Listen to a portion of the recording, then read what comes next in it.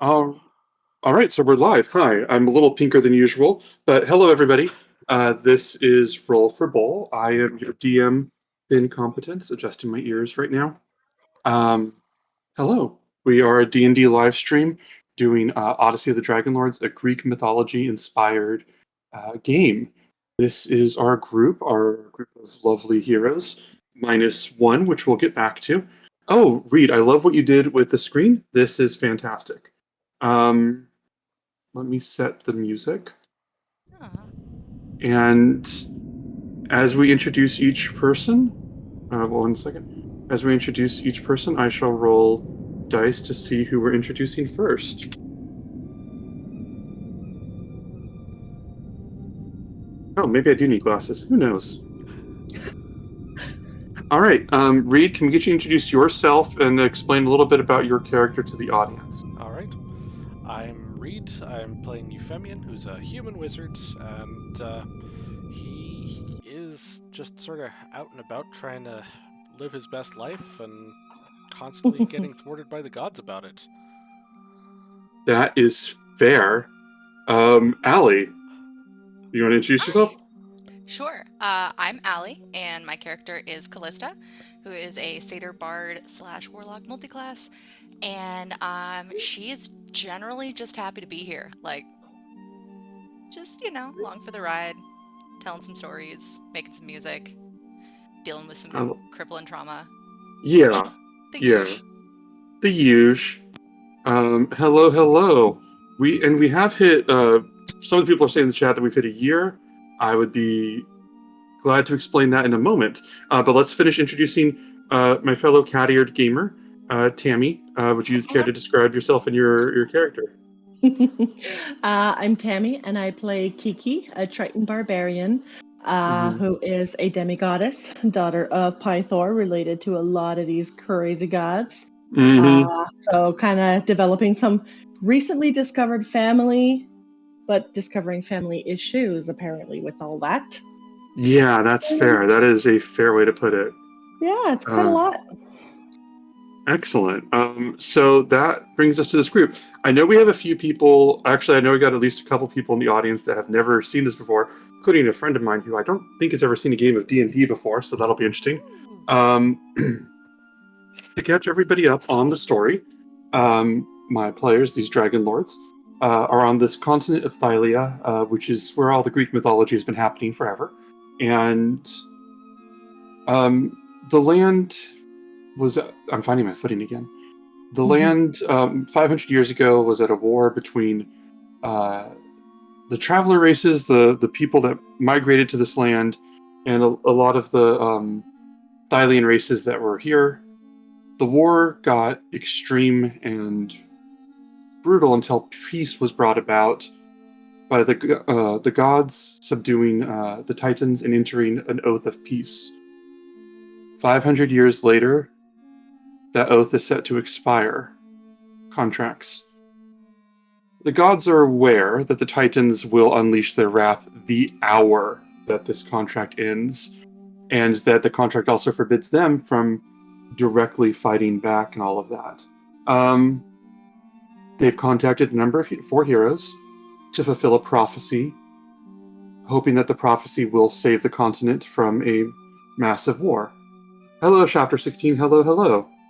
Um, so the heroes have have fulfilled the first stages of the prophecy and participated in the Olympics and brought down a criminal organization and reestablished the organization and also died and fought a Cerberus, and that was in the last 7 days. It's been eventful. Um, at the end of the last session, the players were in the cellar of a temple where they found several children were kidnapped and held hostage. They have killed the captors, turned them in, or reported to the guards. And that brings us now to the group. Does anybody have any questions or comments before we get started from these three players? All right. We got nothing? I think we're good to Nope. go. All right. hmm Cray Rin is a member of the group that is played by Jen. Jen is not available to play today, so her character will be leaving rather shortly. But she is here, and I hope she's in the audience. Excellent. Hey. You all are in the Temple of Lutheria. You have brought this kidnapping, this horrible act, to an end by exposing it. Chandris of the temple was very glad to help, and also very glad that you all are absolutely on the same side, of course. He will be leaving to answer some questions. You guys are here, and you can do what you would like to do. Do you want to press into this further? Do you want to move on? It is your call. I think we're all kind of beaten to tar at this point. That's true. You are. That is a very fair description. Oh, yeah. Shit, I've got 8 hit points. Yeah, you've absolutely been beaten to tar. That is a fair descriptor of this. So do you want to do a long rest then, or? Yes, I think given that we've now accomplished a bunch of things today, some of which weren't even on our list. A lot of them weren't on your list. Let's go have a nap. I think we've Yeah. earned it. I've saved 12 kids and toppled a criminal organization. Also, one of our teammates died and came back to life. May I be excused? That's about right. Okay, well, question I have not had to ask you guys for a while, but I do need to ask now. Where would you want to stay? You were previously guests of the palace, but that kindness has been ending. I thought we were staying with... Yeah. Oh, you want to be staying with your... What was it, Arcades? Yeah, our fuck and, buddies. Yeah, your fuck buddies from before. That's such a nice way to put it. Thank you. I mean, yeah, no, given everything... Sincerely, there are worse ways you could put that. Yeah, no, there are. So you guys would be able to stay with them. I will let you jump ahead to the guest room that was afforded to you. The couple running this house, very happy to speak to their bardic guest, and also celebrating into the evening, we'll put it that way. Did we get a reward? Or did we have a reward coming to us for rescuing their bard? Because we haven't been back here since then. I believe they offered you gold. Let me double check. Unless somebody has the number, I believe that I have it here in just a moment. I think it was 5 something.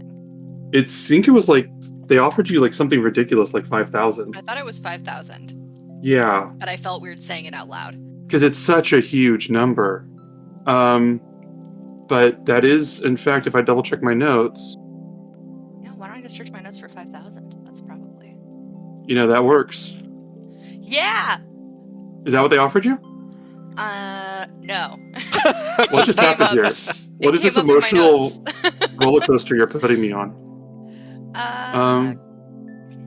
They offered you 5,000 for, I believe, for proof that you killing her. They wanted 5,000 for the fact that you killed the head of the criminal organization, which you very much did not do. Yes, that's up to you. That's up to you to navigate. We did recover their bard. Yes, you did. That's like killing somebody. Inflicting a bard on somebody? Yeah. Should be worth at least half of that. That's fair. I mean, it really depends how good the bard is. I love this. Let me see. I'm double checking some notes here. If you wanted to speak with them, you can negotiate with them. I'm trying to find my notes on them. It was Arcades and Alcades. Alcades. That's what I was messing up. Niobe is the wife. Yeah, that's what I was messing up. I have my notes on different pages, and I was pulling up the wrong notes. Okay, Alcades and Niobe. Magic Gathering notes. There's a card named Arcades because he's my commander. That's what it is. That's nice. Obviously, I was looking through Magic the Gathering. That was my mistake. The bard's name was Zolas, just to like. Yeah. Yeah, you would find Alcades and Niobe. Oh wow, I don't know who's doing that gift, but thank you very much. It's very wonderful. We haven't even gone to the fun stuff, so thank you. Wow. You guys are excellent. Thank you. I think if you were to arrive there, Alcades would appear, and he would clearly have been drinking for a while, in a state of disrobing. And he would just see you all and just say, "Hello. So, welcome back. Our friend returned. We appreciate that. We assume that was to do with each of you. So, you're very thank you." And he goes, "Now, if I could talk to you aside, And he tries to lead you to the side of the room. There's no one else here right now. The party's in the other room. But he wants to lead you aside if that's all right with each of you. All of us, or specifically Callie? I think kind of all of you. Okay. I'm okay with that. Yeah. And he leads you all aside, and he says, "Is she dead?" She has been taken care of. Roll a persuasion check. Okay. Right. I think my friend who's watching doesn't know how to play D&D and is learning through like lying to a drunk man that they're supposed to be helping is their tutorial, and that's great. So 20 total. 20 total. He looks at you and goes, "We'll say no more." And he winks at you and goes, "So, with her dead, was it horrible? Was she this coward that begged for her life, or give me every detail?" Well, so, and I'm going to look kind of over at Kiki and Euphemia, and I'm just going to say, like, so it was a little bit complicated, but at the end of everything... That's a shame. Yeah, it always is. But anyway, at the end of everything, she tried to kind of explain to us where she was coming from and convince us of her motivations and... Motivations? Motivate? No. And he he splashes a little bit. And he goes, "Criminals, listen to me. Criminals don't have motivations. They're just bad people. So you didn't let her take you in or anything like that, right?" Oh, no, of course not. At the end of everything, actually, one of our compatriots escorted her off the premises to be handled, so that way none of our gentle bards who were present, who we rescued, I'm sure you heard tell of, had to witness it. Okay, but they killed her. You saw her, like... Yeah, that was a death body sound. being carried away. Yeah, absolutely. Okay, well that's good. Listen, what did I promise you again? I believe, and Callista just kind of like ruffles through her notes a little bit. It's like, I believe it was 5,000 gold. Oh, that sounds right. Okay. And he calls out for his name. Attendant goes. He just goes, "Require help, please." And like one of his attendants comes out and just hurries over to him and just goes, "Yes, okay." He goes, "I'm having a very good evening, and they're having a very good evening too, and it's going to be a lot better. It's going to be 5,000 better." And he winks to the guy, and the guy like looks in for confused for a moment. He looks at you guys, and then looks back. "Is that a payment?" He goes, "Yes." And he just like walks back and walks away to the other side. He goes, "Those of you that wish to join in the frivolities are welcome to. My wife, our bard, would be glad to get to reconvene and make up for lost time." I'm going to look at everybody else. I'm going to say, I believe that we all kind of need a little bit of a nap first. I don't know if you can tell, but we're a little bit rough after our adventures today. However... I don't know that this is supposed to be leaking. However, once we do, maybe I'll meet you there. Oh, I missed that. He goes, very well. Nothing creepy about this guy. Yeah, no, he's a class act.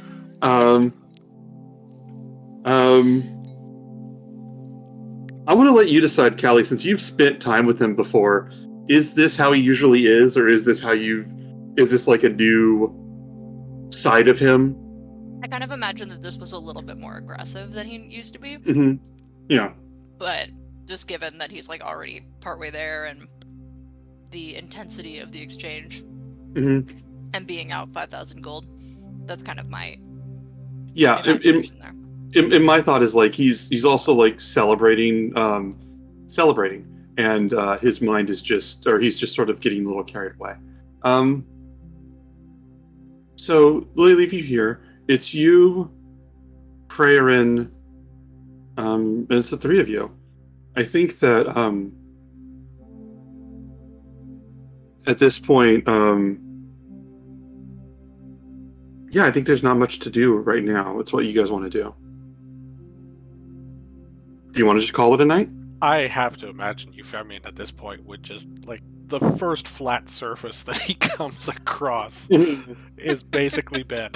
Mm-hmm. That's fair. That's fair.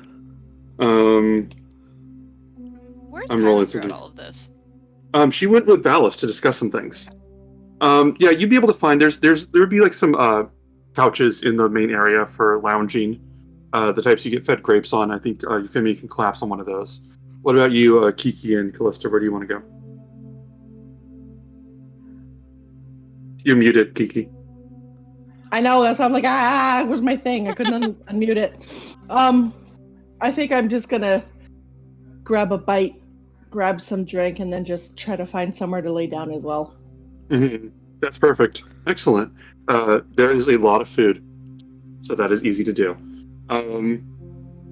Callista, is there anything you want to do for your sleep? So I imagine I would like pop over to Kyra's room and then not finding her, go back to wherever our room was. I would like to take a short rest. If possible, I would like to kind of like update my notes while doing so. Okay. And then once I've taken a short rest, pop over and join the festivities for a bit. And Wonderful. then come back and sleep in our room. Okay. That is excellent. You want to give me a performance check?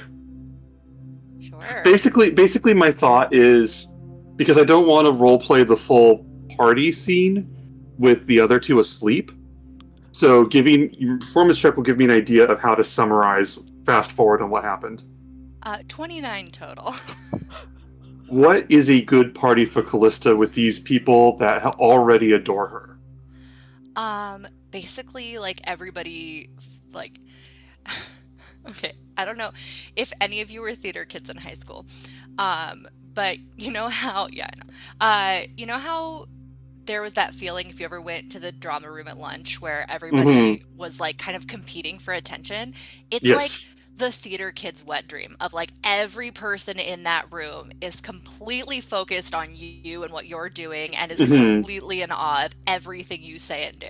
Just for the rest of the night. So like stories, performances, the whole nine. Yeah, because you not only are a previous mistress of Alcades, which is a very open secret. Not only are you a mistress of Alcades, you are also the one who saved their bard, and you're also a hero of Thylia, and also you were the assistant for one of the gold medal, I think silver medals. Yes, silver. Yeah, so there's so many different ways that you're a celebrity, and you know how to control that energy in the room once it's in the room. This is Callista's night. This is absolutely Callista's night. And she's able to celebrate into the evening. When you guys all awaken, you may take your long rest now. Fully recovered.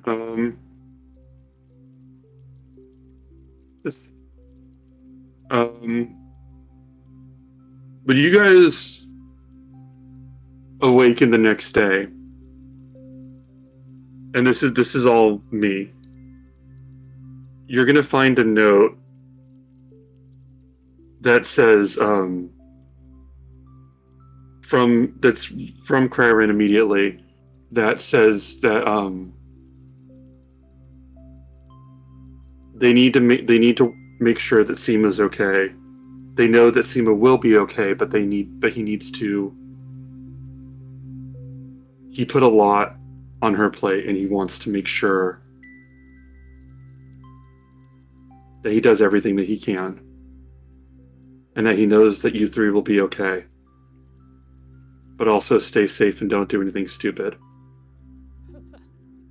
Coming from Karen, that's funny. With a, I was just gonna say I'll snort at that part. Yeah, he's want to talk. I think maybe with some wrapped bacon at the bottom, or enclosed with next to the letter. This is my creation of Jen's, but it felt appropriate. Craren will be back when the time is right. But that leaves the three of you in Mitros.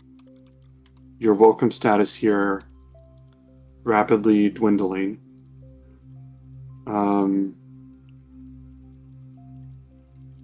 Is that how I said it? I stand by it.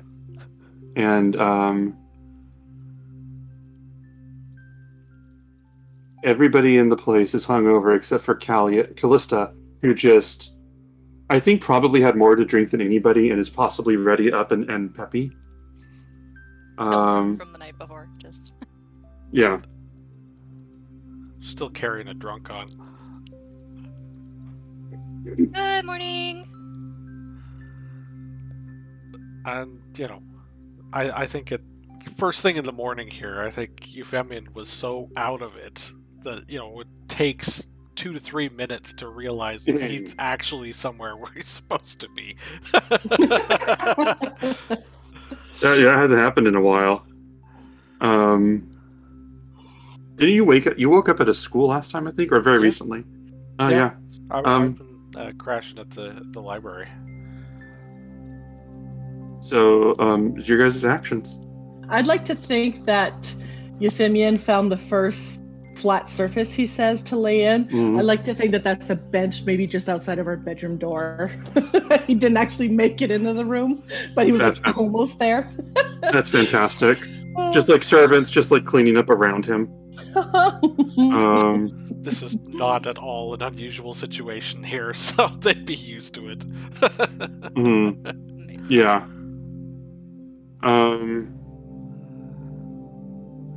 So, what was I going to say? Well, I suppose at this time we should be maybe looking for Kyra. Not a bad idea. Plus, we need to talk to Alice, right? I would assume that one and the other have gone together, but... Good call.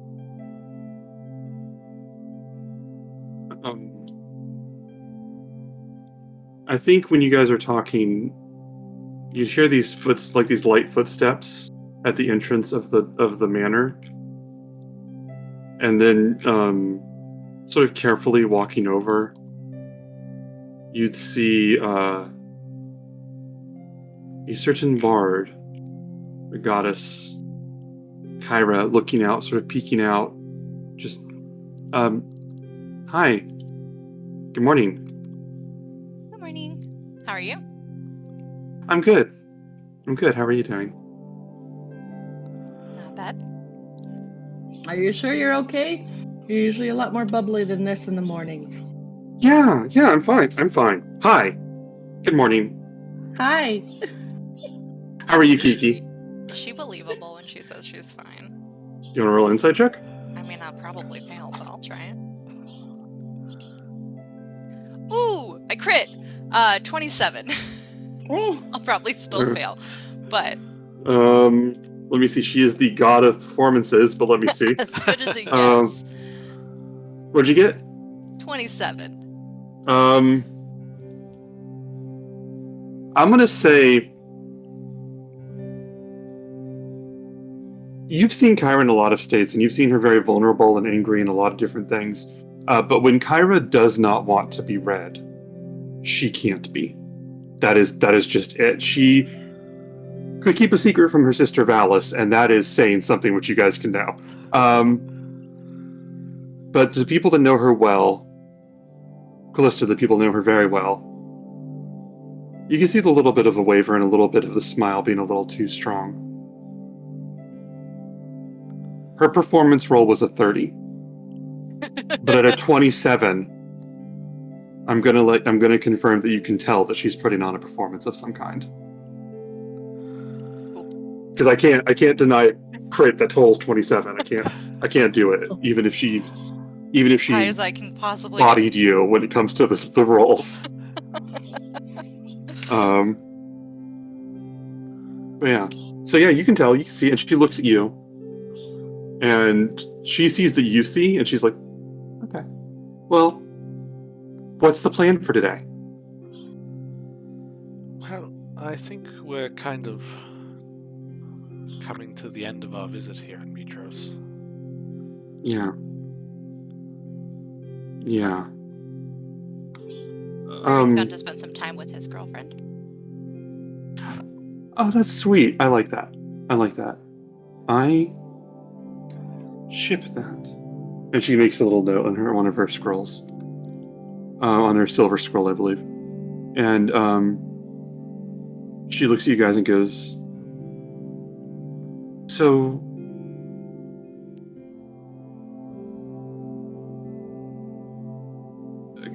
can we talk? Certainly.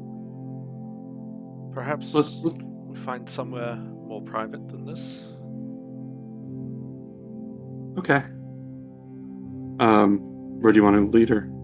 Breakfast? Yes. Somewhere I think we can get something without bacon for a change. Okay. She looks at a little throne, and she picks out like this. I'm going to say she takes you not in Stygian Row, but in like the nicer part of town. There's a small cafe run by a family that's barely keeping its head above water. And she sort of goes in there. They recognize her immediately, and she goes, for this time, and they begin to set up tables for her. And she sits down and she looks at it, and she looks at around. This place is, I believe, the polite conversational term would be humble and modest. The windows are wide, allowing you to see out on the streets. And she looks out at the streets and she goes, "Has a nice view, and it's sincere." Place for people watching. Get whatever you want. By the way, they know me here, and also,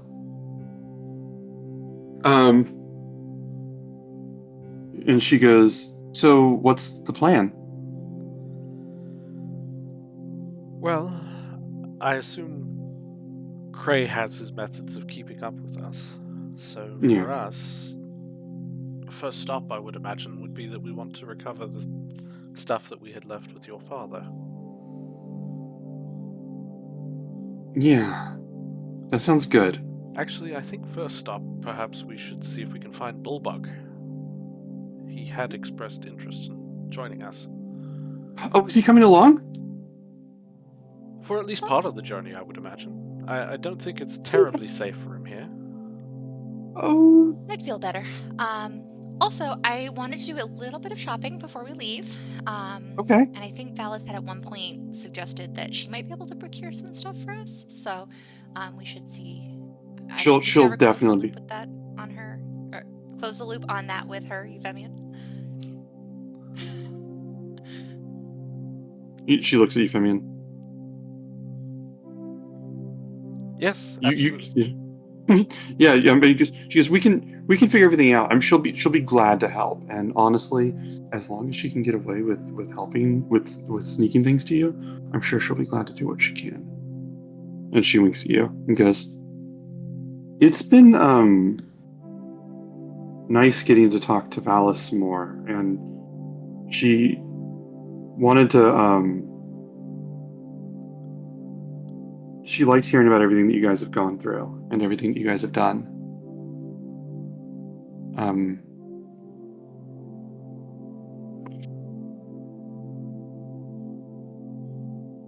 So the thing is,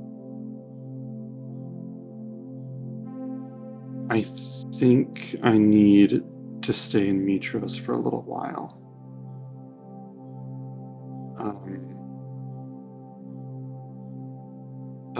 Valis had some really good points about being able to help, and when I shared a lot of things with her, I realized that there's a lot she doesn't know. And I mean, you guys can do the whole. You guys can take care of the boat without me. That's fine. You've got that under control, right? Like that's not even a thing that you need me there for. So it just made sense that I focus on this for a little while. And I hope you understand. I mean, you have a part. You're not going to need someone to sing or comment on everything. You'll be okay. I'll just, I got to take care of this. I wouldn't say we don't need you, but if you would be more comfortable staying here, then by all means we support you. We'll certainly miss you, but we totally understand. Of course. And just, I mean, promise me that it's you that wants this. It's not just because you feel bad that Valis is doing something or another, or that she's made you feel that you're not doing enough. Anybody can roll an insight check. I'm gonna try to. Oh, 18. Yeah, let's see what she can do. Also oh, no, 18. not 18. I Not got a 5. Mhm. No. All right, I'm so you busy got stuffing my face. you get a 16. 15. What'd you get, Allie? 15. 1 Okay. 5. Okay. I did the math wrong. Okay, so I'm gonna say Euphemian and Callista, you see, she doesn't feel guilt or anxiety. She feels fear. And you can see that she's trying to hide the fear when she mentions that you guys have got the Ultras completely under control and you don't need her there for that.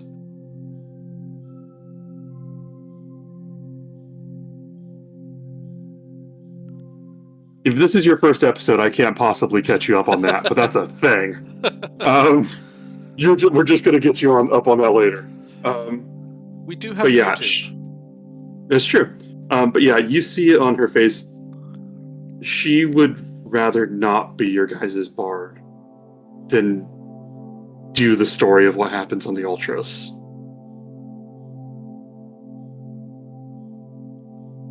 Of course. And she's just sort of looking at you, and what was that? Of course. She just goes, "There's a lot. Plus, I'm kind of like your mentor, so narratively there has to be the part where I die. And honestly, I think it'd just be better if I just went somewhere else and talked to my sister for a little while, right? I mean, it's certainly preferential to us. Okay, then we're good. Then we agree. No dying. Agreed. But if I wanted to. And B. Alex, you're incredible. And she looks at Callista and goes, "You're going to be okay." And you see she's saying it more like a question. I'm always okay. Come on, it's us. You know we'll be okay. So will you. Well, you're unbreakable, but whenever Krarin comes back, you gotta watch out for him. I can't keep writing death scenes. They're gonna get boring after a while. Yeah, absolutely. And if you just keep doing them over and over again, people are just going to... I'm going to read these stories to people one day, and they're just going to lose investment. So... Can't keep building the stakes. You gotta. Well, that's the other thing, too. We started off with the fate of the continent, so I don't even know where we can go from there. The fate of the world, obviously. Let's hope not. Yeah. Is there anything that I can do before I help Valis?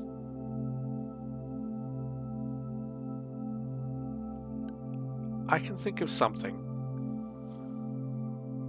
Okay. I'll tell you privately afterwards. Oh, yes. In the meantime, you could just spend the day with us. You know, like one last hurrah for now. Absolutely. You wanted to go shopping? Yeah. Okay, yeah, we're gonna go shopping. We should probably talk to Valis first, though, because if Valis can give us stuff, I don't want to, like, double up. You know what I mean? I think she smiled at me this morning. This is the best mood she's ever gonna be in, and you need to not let that slip you by. That's Okay, well, let's eat. Is there anything else you guys want to say or do at this part of the breakfast? Nope, I think nothing for me. chow down. Welcome to the 1 year anniversary of writing Kyrat temporarily. I am so sorry.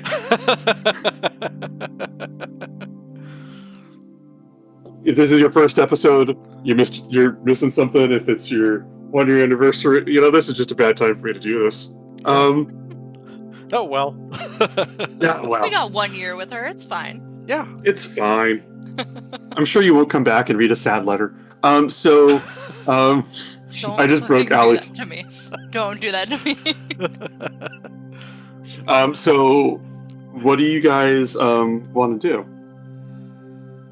First off, I think we should go to see Valis. Mm-hmm. Okay. Did Bulbug know where you guys were staying? I don't think so. Yeah. He had said that he was going to go off and do Stygian row things, and then we kind of ended up fighting things. And He probably thinks we're still staying at the Kyra palace. supposed to be running after him or something? Yeah. Hmm. She got preoccupied, is what I'm going to go with. Because I think you're right. He probably still thinks we're staying at the palace. I want to say Kyra's ADHD. She doesn't, but she does for this. This is a misuse of my god powers. So you guys make your way to the palace. When you get there, you see these guards arguing with this very tall, very, very large minotaur. And he's just explaining to them, he goes, and I'm saying that I'm going to stay here. And they're like, sir, it's just that you can't stay on the palace steps all morning. We need to know why you're here. And he goes, that's my business. Okay. And he just pushes them to the side and just walks over to you, power walks over to you guys and just, hey, good to see you. Good morning. Is everything okay? Did you guys get everything you need? Did you eat? We just ate, actually. Good. I'm sorry. No. Have you eaten? Do you want breakfast? Okay. You're sweet. And he puts his hand on your head, plays your hair for a second. He goes, I appreciate you asking.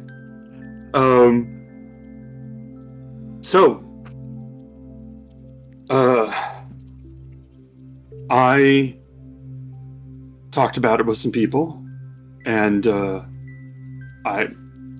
if you need an extra pair of hands for a little while, extra pair of horns, I can do that. But only if it's okay with you. I know that I'm not as destined as you are for anything. So I just want to make sure that it's okay and that it's not intrusive. But if it is, fine. I'll kind of give him a side hug. Oh, buddy, of course you're welcome with us. Do you snore? Yes, and he gives Kiki a huge hug. Pulls her in. And he goes, "Okay, well, you guys just tell me. I'll just be here. I won't make any problems for you or anything. I'll just be a good friend and ally. I'm not gonna." And one of the soldiers goes, "Are you still here?" He goes, "Are you still talking?" Sorry about that. I'm not going to make any problems for you at all. Is it just me, or do we have to introduce him to Pythor? We absolutely do! Mm-hmm. And Bulba goes, "All right then. Glad to be a part of the team." And I'm going to put this in the Discord chat and also in your own chat. Happy anniversary. Here is Bulbug's character sheet. Ooh, that's exciting. Temporarily the fourth member of your team. Aw. Holy shit, that's a lot of white light. Okay. If you guys click on it in the chat, you can see all of his stats and everything. Bug. He has proficiency with drums. Yeah. Y'all are fucked. Oh. Uh-oh. I just I didn't decide. I couldn't decide if I wanted to be. What I've told you guys in the groups, I couldn't decide. I was going to avoid making his stats canon for as long as possible because I liked being able to change it on the fly. But now that he's traveling with you guys, I decided I wanted to do it, and yeah, I gave him powerful, big, beefy boy with that level of resources. He just not a rich man, but he makes up for it in the ability to body several guards at once. Yeah. This is awesome. Oh my god. Oh my god, okay. This is the second half of that. This is your switch up for the anniversary.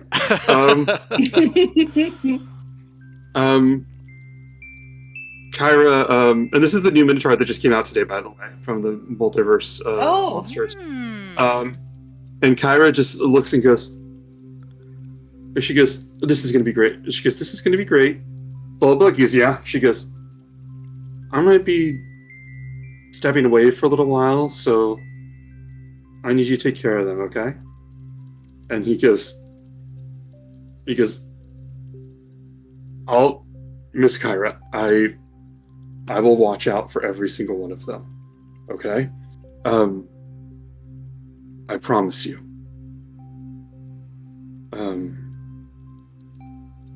And he holds out his hand, and she holds out her hand, very like ladylike, and he takes it and he just sort of kneels down and he sort of like leans down and kisses her hand, and she goes, "Oh, okay." And he looks at you guys. So that was right? Did I do that? All right, good. All right. Yes, we are ready to go. We're going into the palace now. Why? Okay, yes. Am I welcome there? Yeah, I'm welcome there. Okay, let's go. And Kyra goes, "You're with us." He goes, "Okay." Leads you guys, or he sort of walks ahead of you guys for a little bit as you guys head to the palace. When you get there, I would say King Acostus and Valis are in the throne room attending to the various matters of royalty. I believe this is you guys missed the 6th day, and this is the 7th day of the games, correct? Yes. Yeah. Were you guys planning to miss them this time as well? Or what was the plan for that? Yeah, because I know Kiki was signed up for boxing, which I think is today's, right? You did the...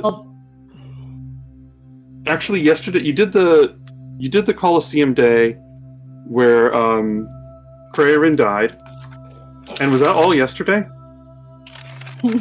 Yeah, I I guess it think was. so. Yeah. Oh my gosh. Okay, well then, yeah, today is the day of the Great Relay.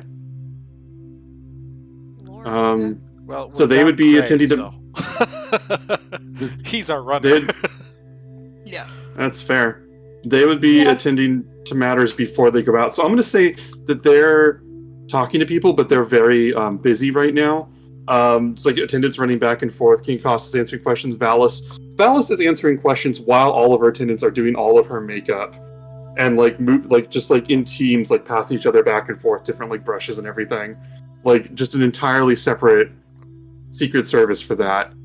And King Acostus just goes, "Oh, good, you've arrived and you've brought friends." Well, good morning Val- to you too. I didn't say that.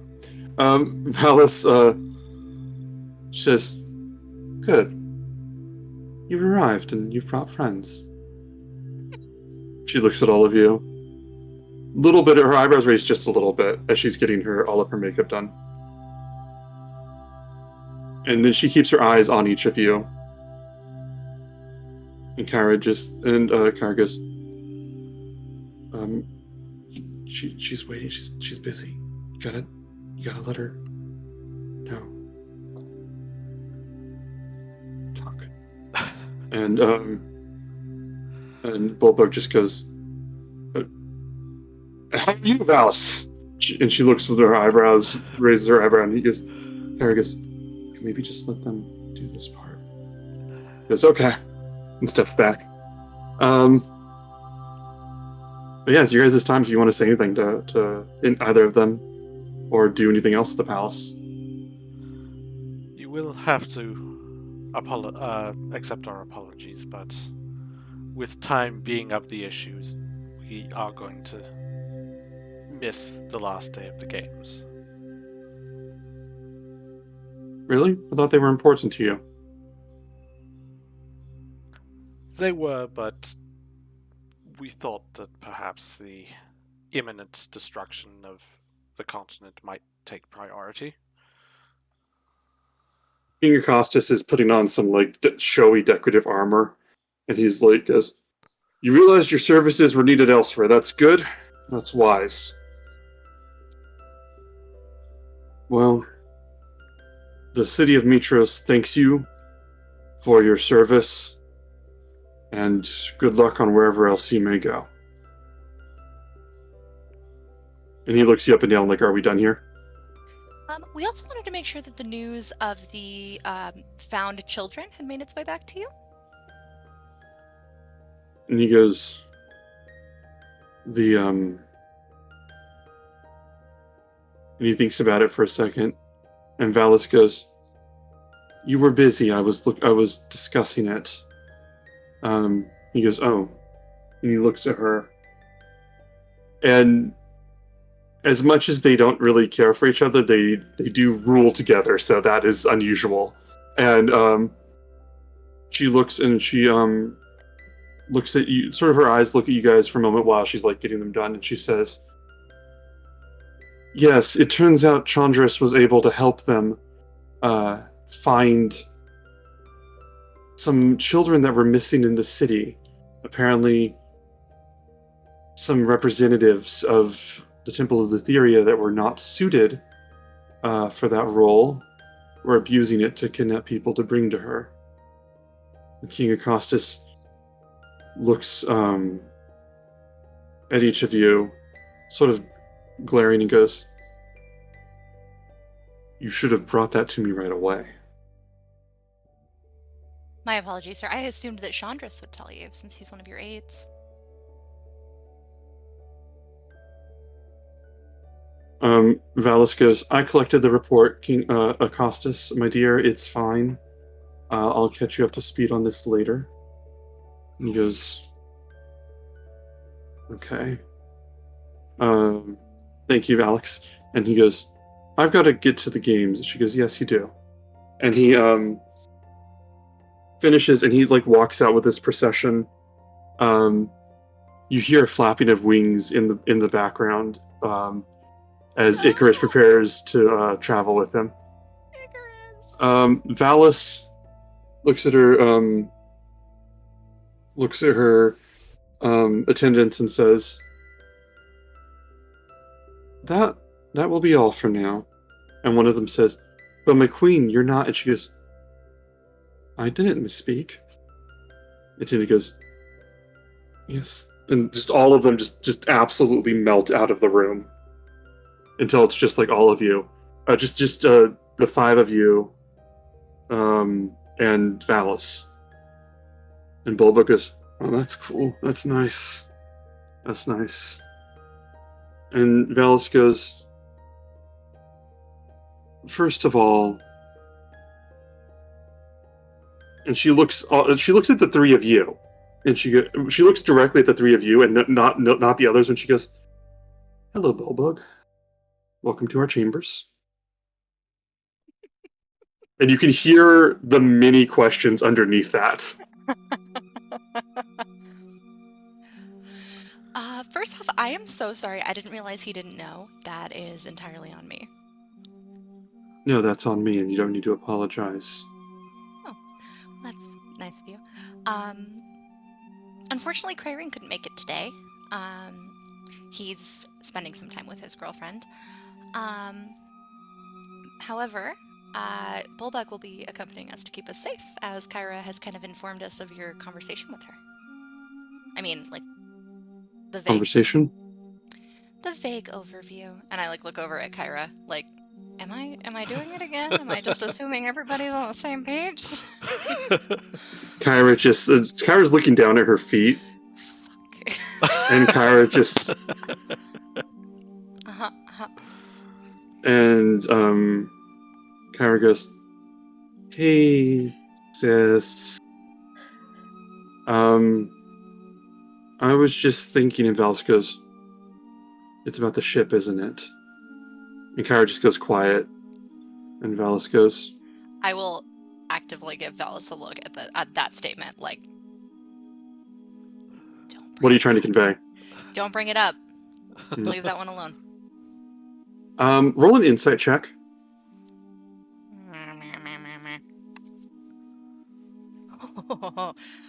25.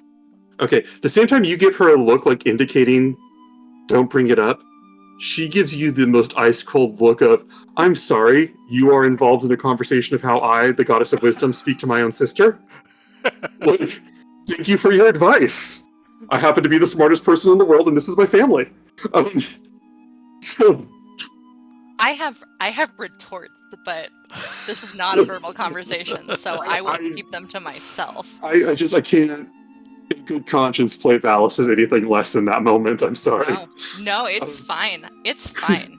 I have scathing retorts that I'm keeping to myself. Everyone, please appreciate this. I want to hear them. I just hate when my characters are more mean than I am at a moment. She's just very much when you're shooting her a look, she's like, yeah, I don't need whatever that advice is. And with that, I will actually take a step backward so that I am physically further away than at least Euphemian, if not Euphemian and Kiki. Yeah. And Bulbug's going to look at you all, and he's going to take a step back with Callista, just silently. And Vals looks at Bulbug and just thinks for a moment, and then looks at Kyra and says, Well, regardless of where you'd be going next, and there are so many options that I couldn't possibly be sure enough to presume to speak for you. In any case, we would need you here and would benefit from your insight. So, it's time that you realize that, and I'm glad to have you here. And Kyra goes, Thank you, and walks ahead, and Callista, roll insight.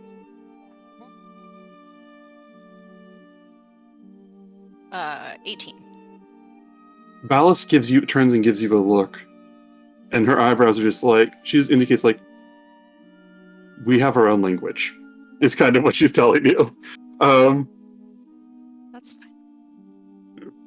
Out of character, what I'm trying to say is that Ballas is trying to do Kyra the respect of not openly having that conversation.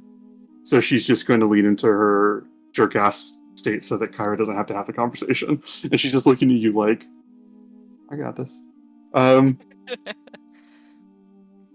This Bulbug, is just like a whole conversation done completely through semaphore of the eyebrows. absolutely. All of these nuances and all of these like little stuff. Like they mentioned like a ship like 5 minutes ago, and then like everything else got decided. And Val says,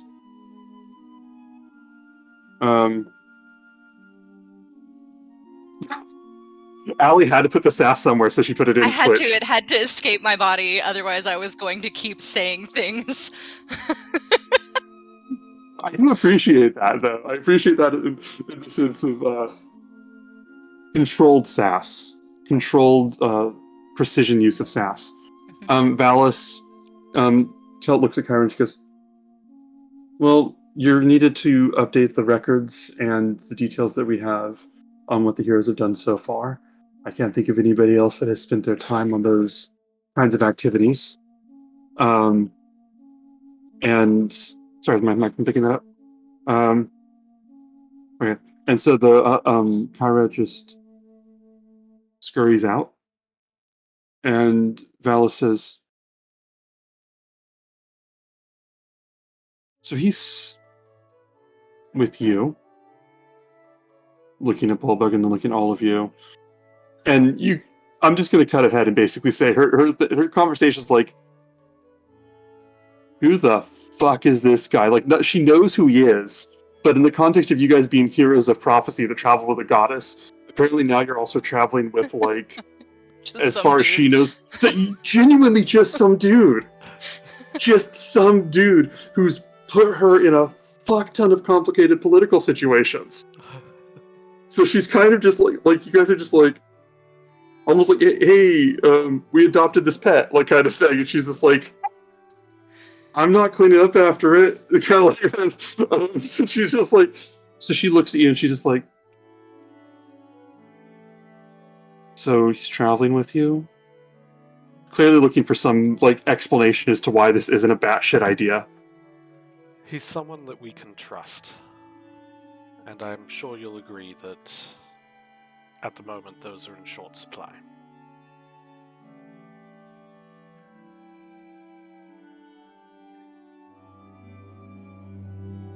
And she looks at Bulbug and she goes,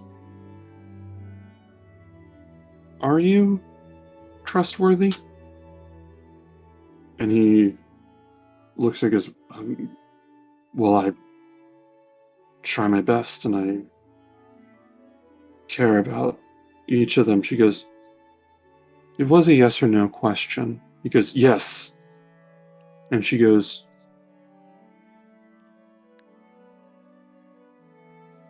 you understand that the position that this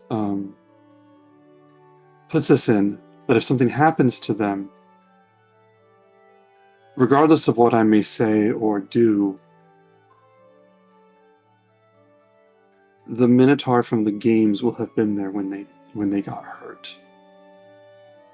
Do you understand that? And he goes, well,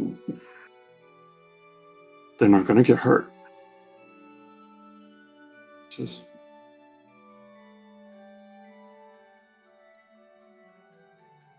do the four of you need anything? What do you need? If you have your list or anything of what you wanted to ask her, now would be the time. If you want to resend it to me on the Discord chat or any summaries, we can go through them. I can't promise you everything, but I can give you different items, and we can go through a show of hands who has a list they want me to go through. Yep. Okay, so that's the two of you. Kiki, did you need anything? I just had one item to request, not a list. Okay, we can start with you then. If you want to talk to her, what do you want to ask Valis for? Just some sort of traveler's pack, carrying satchel, something just to store any and all of our stuff in. In DM language, a bag of holding. Mhm. Carry your satchel. Uh-huh. Just something to help carry all our stuff. She looks at you and she looks you up and down and goes, as important as you all are, my husband has been very clear that the resources that we give you aren't to take away from our own resources because we have important matters to run the city of Mitros, and that you shouldn't be provided things that we need for ourselves. That being said, there is a great deal of ambiguity in that phrasing, and it is a shame that he's not here to clarify what he meant by that.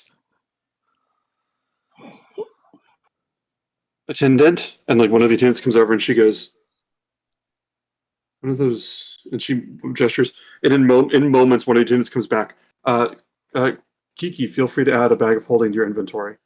Oh my goodness! I bow as much as I can for her without falling on my face and without being disrespectful. I don't want to be like overly, but I want her to know how thrilled I am. I'm He watches phoning you it bow, in. and there's like a small smile, and she looks and she goes,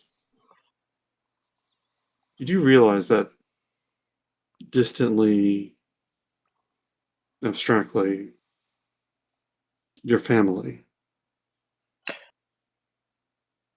Oh yeah. Yes. Thank you. I think you will do. Carry yourself like family. I will. She roll an insight check, Kiki. I'm gonna straighten up my shoulders. Yeah, yeah. And She's rein in my excitement. That's a 19 for this insight. she's trying to decide something about you. She is genuinely sizing you up for something she's got on in her mind. I'll come back to that later. Mhm. Euphemian, you gave me a heck of a list. A barrier Very surprised. tattoo. Oh, I meant to look this over. Okay. I'm going to roll on each of these items a 1d20. And I'm going to, on the first, because you made a list for the audience to know, he had a list of spell scrolls, which is wizards. If he reads a spell scroll, he knows it forever. But I still have Okay. a limited number of spell slots that I can cast them with. Yes, yes. So what I'm going to do is I'm going to, for the first level spells, I'm going to roll a 1d20, and I'm going to give you each of them if they roll an 8 or higher. Or 10 or higher. 10 or higher. So this one's for False Life.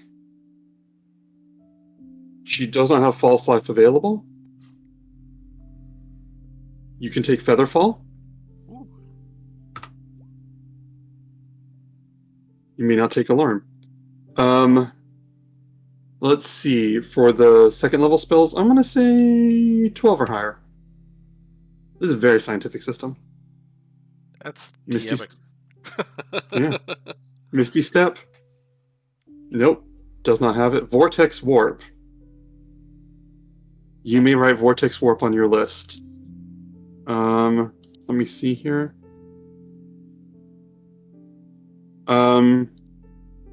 And then I lost my list for a moment. Alter Self. I don't want you to have this. I don't want you to have this. And I rolled a 19. You can have Alter Self. I'm gonna regret that in the morning. I mean, my Enlarge. my alchemist was able to cast Alter Self pretty much at will. And it We don't barely talk came. about your alchemist. Barely It's like a affected dark anything. deal, Euphemian. God, that's how the rest of us got it. Enlarge, reduce. You don't get. Tasha's Mind Whip. What a name! What a terrifying, horny name. You don't get Tasha's Mind Whip. Third level spells 15 and above. You ready? Yep. For counterspell, which please, 13. Okay. Phantom Steed. No. Remove curse. This is my luck, man. This is bad. You know what? I'm going to give you pick one of the 3rd level spells. I'm going to give you another roll on it. Let's go with counterspell. Dude, you're going to say that, you fucking son. Fine, take the counterspell. While we're doing spells, I actually also have a 3rd level spell I wanted to ask about. Okay. How big is your list of things, Allie? I have a shorter version, and then I have like a balls to the walls version. So I can send you the short version. I just mean the bullet point list. How many items are on the bullet? 1, 2, 3, 4, 5, 6, 7, anywhere between 6 and 8. Okay. Send me the bullet point list, please. Just a very easy bullet point list with the direct names. Reed, you can get the counterspell. Magic ink and paper for copying spells, I can get you that very easily. Food and provisions, I can get you easily. Restorative ointment, is that a special item? Yeah, it's basically a one-use get rid of poison disease. Okay, I'm gonna flip a coin on that. Not available. And potions of healing, she would definitely have some. So let me just roll that for you. Do you want some small ones or some medium-sized ones, and that'll affect the odds? Let's go with small. Okay. Wow. That kind of cancels all the luck you had before. I rolled 2d4 and they both rolled 4s. That's 8 potions of healing. Well, I'd be freaked out, except that you're literally in like this wildly unbalanced game getting gifts from a goddess. So fine. I love this game.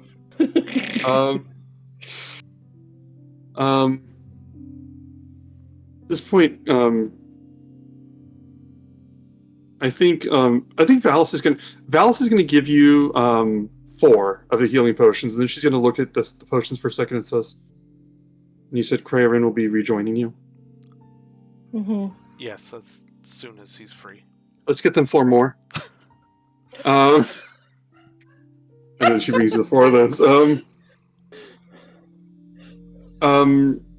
Allie, you gave me lead-based ink. What is that for?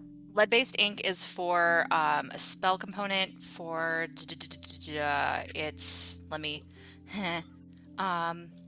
it's for illusory script. Okay, you can take that. Jade Dust, same thing. Jade Dust is also a spell component. Okay, Paper Bird is just literally the Paper Bird magical item? Yes, yeah. You want just one? I would like, let's see, if you're able to do sending stones, then that will affect how many of these I would want. But if not, then I would like probably 5. Okay, pages. I'm gonna do 1d5, and we're doing this in order. So 1d5 on the paper birds. 5 paper birds. I was gonna say, yeah, I just read it again. It says they usually come in small flat boxes containing 1d6 plus 3 sheets of parchment. I will take 5. 5. Revivify. You want the spell Revivify? What level is that? That's a 3rd level spell, and unlike Euphemian, it's a one-time use for me, and I have to roll to do it. Okay. I'm gonna matters. I'm gonna do since it doesn't. I'm gonna. It's a revive spell. I'm gonna do 15 or better. God damn it. 18. You guys already have like a shit ton of plot armor. You know that, right? That's true. I forgot that the spell scroll doesn't require the components. So that's the thing I'm drinking. Okay, yeah. Sending stones. I'm going to be a little cagey on. Please do. I'm rolling number on that. 16 or higher. No, you got a 3. Definitely didn't get those. Great. Amulet of the Drunkard. How rare of an item is that? I think both of the ones that I'm asking for are uncommon, but I'm not positive. Amulet of the Drunkard is definitely uncommon. Okay. Let me see what this is. It lets you regain hit points when you drink beer. I was going to give it to Cray. That's powerful. Let me roll a die. She does not have an Amulet of the Drunkard laying around. Fair enough. Adaptive Wound Closure is also uncommon. We can go check Pythor for that one. Yeah. Yeah. This gonna. one was also for Gray. Yeah, that one basically makes it so that you can stabilize your dying. This one I'm very unlikely to give you, but I'm gonna roll. That's fine. Anyway. That's fine. Yeah, you rolled a 3. Okay, that's it. Yay! That's my favorite number, so I'm okay. Honestly, give me some guys, shit, I'm down. When I told you guys that you could ask for things, I was expecting this to be a narrative skip on why we didn't need to justify food or sleeping supplies anymore. And you guys shot for the moon, and I was like, well, fuck it, let's see what happens. She finds those things for you. And let me see.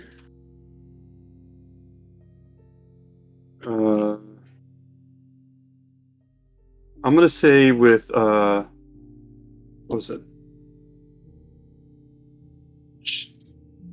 Let me look at this 1 second. When she looks at Bullbug, she's just gonna stare at Bullbug for a little bit, expectantly, and he's just gonna be like, and he bows, and she goes, What did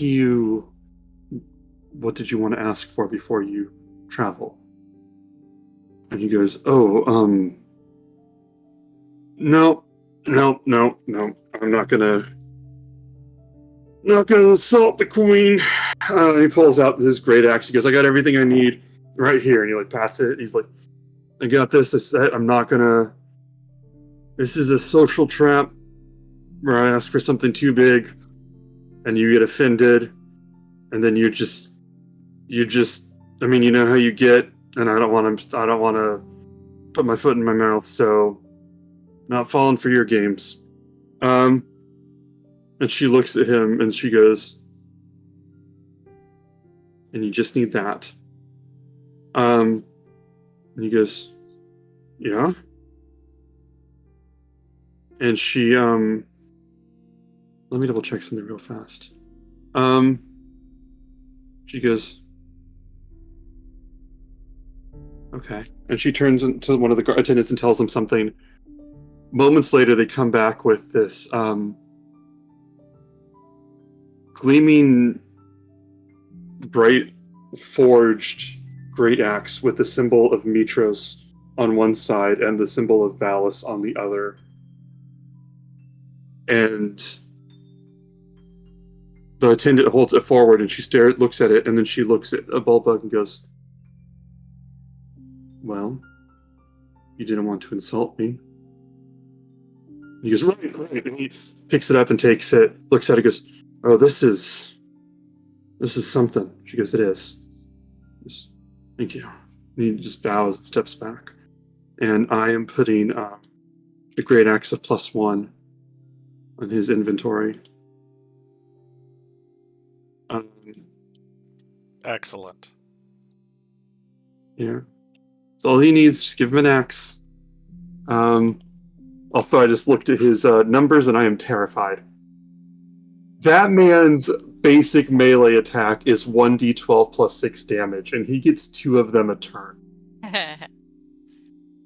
He does 2d12 plus 12 damage every turn. Wow. I love Bullbug. I just wanted him to have. I just wanted him to have. Mm-hmm. Right at the front there. You guys got this. Yeah. Sure. And thank you, Euphemian. And she goes, I have to get to the games. You'll be well.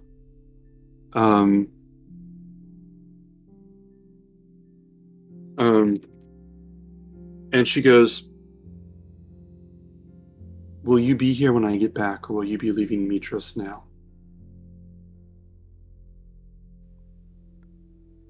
Do you need us here when you get back?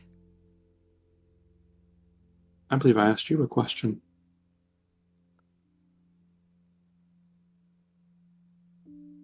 Do you think our shopping will take us all the rest of the day? I don't think so. Why not? Unfortunately, I believe we will make our exit before the games are done the day. Okay.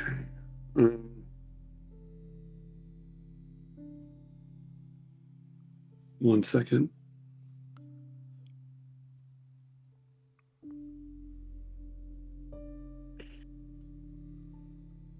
And she goes, give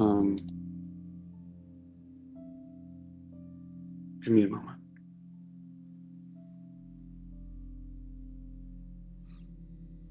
Hey, Jen, if you're here, can you comment in the chat real fast? Oh, Ben's being weird.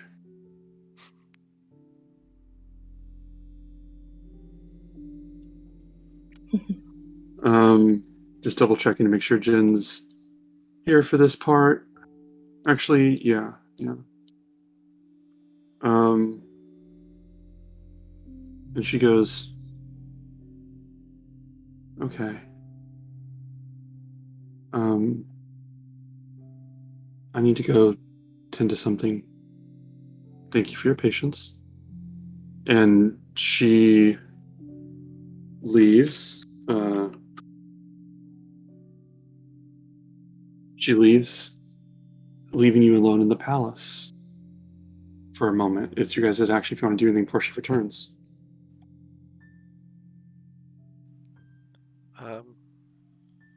Just sort of look around awkwardly. I'm going.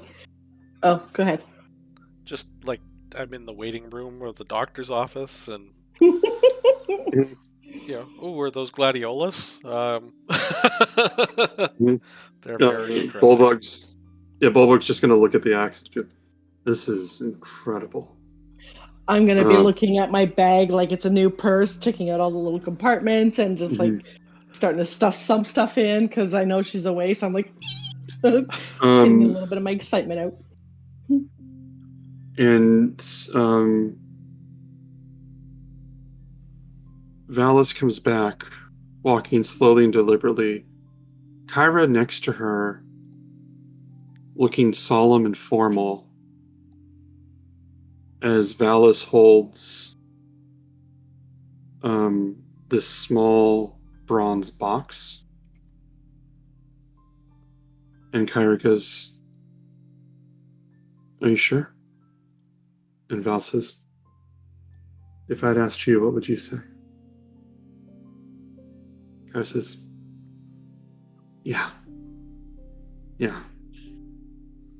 And Val steps forward and holds out this box and says, if we can trust you, truly trust you with everything, please carry this for us and open it when you are ready. And that's for you to decide. Now or many, many days from now. Does this box look familiar to any of us? Like maybe Euphemian?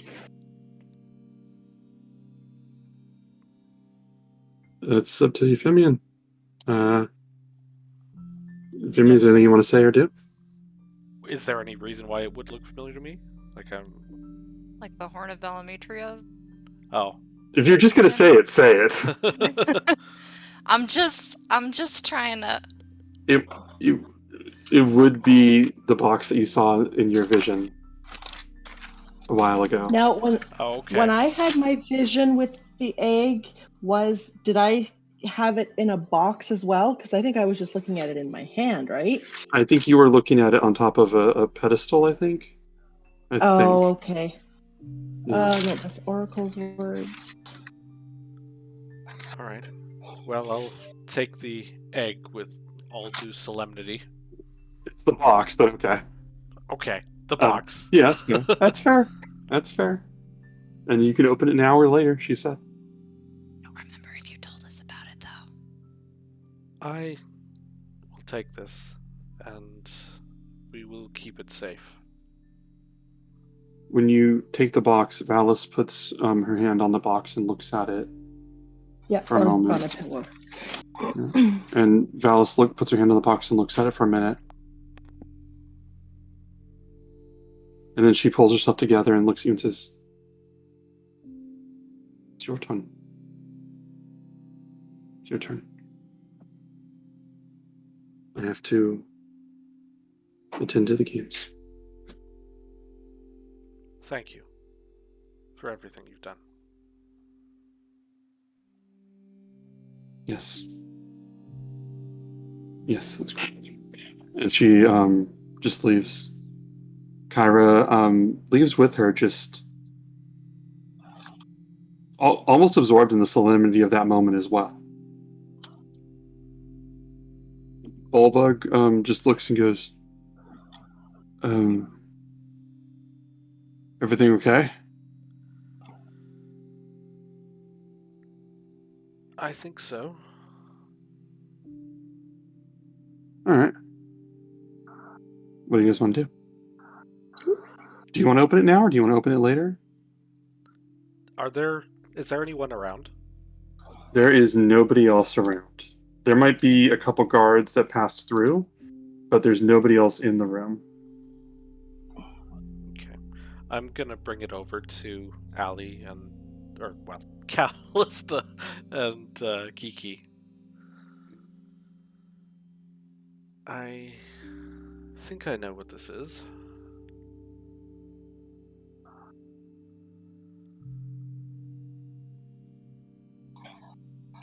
I don't know if I should open it.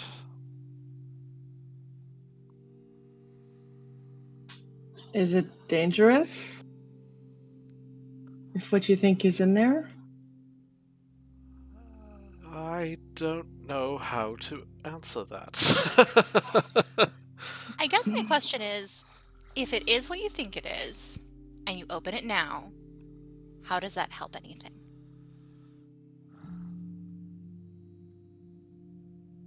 I Or don't rather, know. does that help anything? I feel like it has to be opened at some point. So she said you'd Better know to when know. when. Is it just a simple latch on it? There are a lot of runes, magical runes carved into it, Okay. and the lock. It does appear to be like there's a lock, but there doesn't appear to be an obvious key. She did say you can open it now or later, but Yeah, there doesn't seem to be an obvious key. there's no obvious key. Okay. If I try to open it, because I'm impulsive. If you try, you put your fingers to where the lock is, and you immediately hear, or you would see all of the different runes light up. All the different colors of the prism, the spectrum, glowing as you move closer, as if recognizing you. And then you hear just something just unlatches inside of it.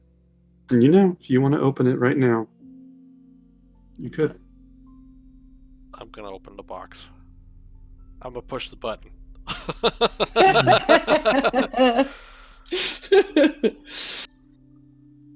You open the box.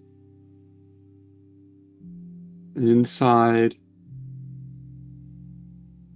nestled among preserved and grasses retrieved from the battlefield many years ago, that you would later learn where the treaty was signed.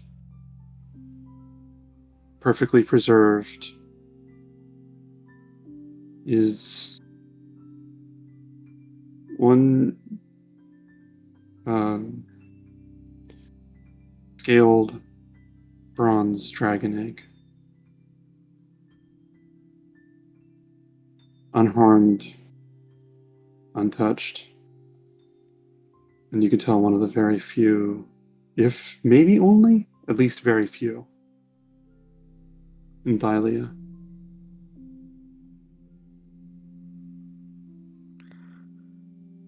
Okay, so... Yep, this is dangerous. Hmm. It's.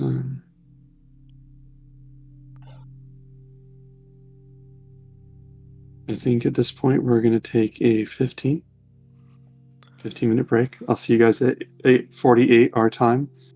And when we come back on the 1 year anniversary, we shall return for the first time, having the full weight that we put in the title, to the Dragon Lords. I'll see you guys soon.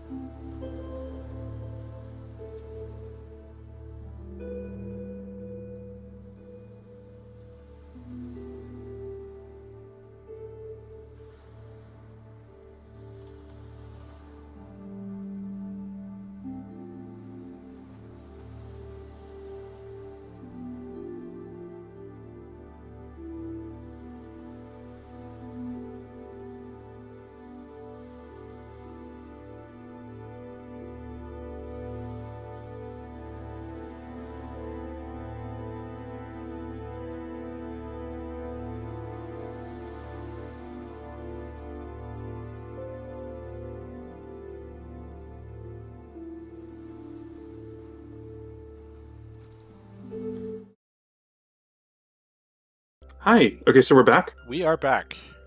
Hello. Hi. Welcome back to Roll for Bowl. We got some people here. If you're still with us, thank you. We are doing a lot, and we are glad to have you with us. We have just introduced. It's taken us a year, but we're introducing a dragon into the Dragon Lord storyline. So the question. Well, actually, you know what? I was going to explain the egg, but I realized, screw you guys, I don't have to explain anything. How dare you? Yeah, never mind. Languish in the mystery. Care and feeding of instructions underneath the packing material. Yeah. How to care for Hi. your pet rock. You have been, you've been chosen to forward the future of all of Thylia. Here is your authentication number and receipt. Is this just one of those memes where Captain America steps in? So, you've been chosen to... Yes. That is perfect. That is exactly what it is. Okay. You guys are at the palace right now. You're there, and Bulbug is giving you guys like a respectful amount of space. I think is why he hasn't really seen it yet. What was I gonna say? You guys are in your room with this egg, this bronze egg. Your action. I would not dare to lead the action on this part.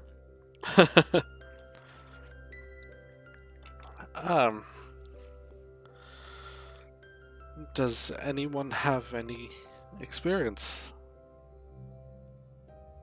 Is there a manual, perhaps, how to train your dragon? I mean... Bulbug is dragon? What? Are we gonna raid? Hi, Pixel Kitsune. Hello, hi, welcome. Thank you for raiding. We are Roll for Bold D&D Greek mythology stream. You just came in at the right time. There's a dragon egg. Hello, you wonderful peoples. Welcome. Bulbug is a dragon. And he sort of walks over and goes, What's happening?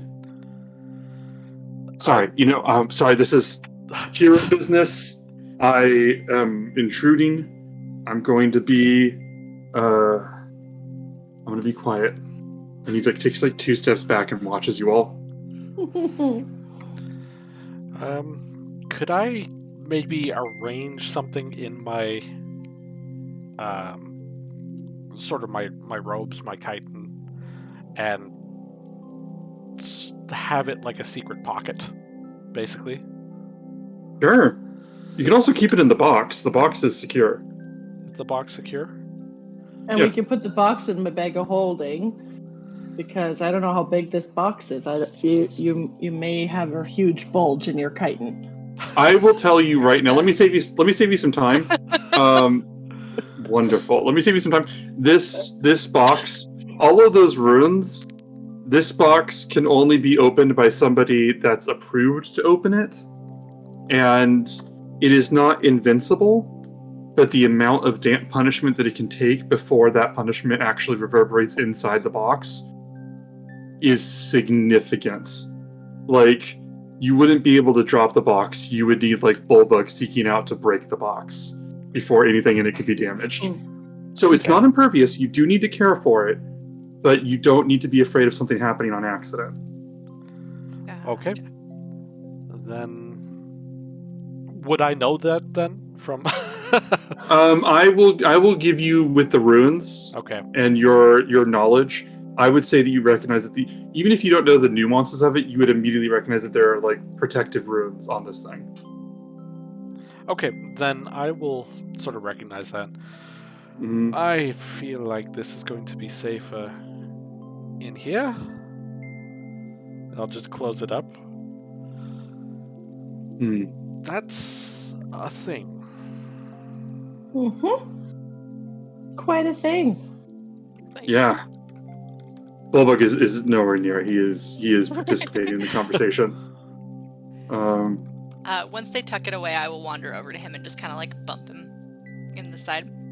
Hey, that's a really cool weapon. Thanks. Valis gave it to me. I was here. Yeah, I was there. Yeah. Yeah, that's true. That's true. Do you want to see what I got? Yes. All right, so I'm going to pull out my little stack of papers, and I'm going to kind of explain to him how the paper birds work and what they do, and then also how I can then use them with my spell that I got the components for to make it like a secret message on essentially a carrier pigeon. Oh, I love that. And he looks at it and goes, that is fantastic. He goes, this is incredible. Who are you going to be sending messages to? Well, I don't know yet, but I was thinking maybe we could use them to communicate with Seema, since I don't actually know how her communication methods work. And then also, now that I know that Kyra's not going to be with us, it used to be that if we needed to talk to somebody, Kyra could like run there fast enough to not be like too much of an issue. But Do you want me to run there? Huh? Do you want me to run there? How fast are you? I was in the games. Yeah, probably not fast enough to not make me terribly worried about you. So would prefer maybe you sticking with us. So, and now we have these. These are great. I'll be fine, but okay. You appreciate that you watch out for me. I mean, you watch out for us, right? I'm gonna try. You're gonna be great. As long as you don't die all the time, you're already doing a great job. It's only been the once, and you already pulled me out of that, so we're fine. We're fine. And he pulls you in with this one arm, really powerful hug. It's like, yay! Yeah, we're good. Good.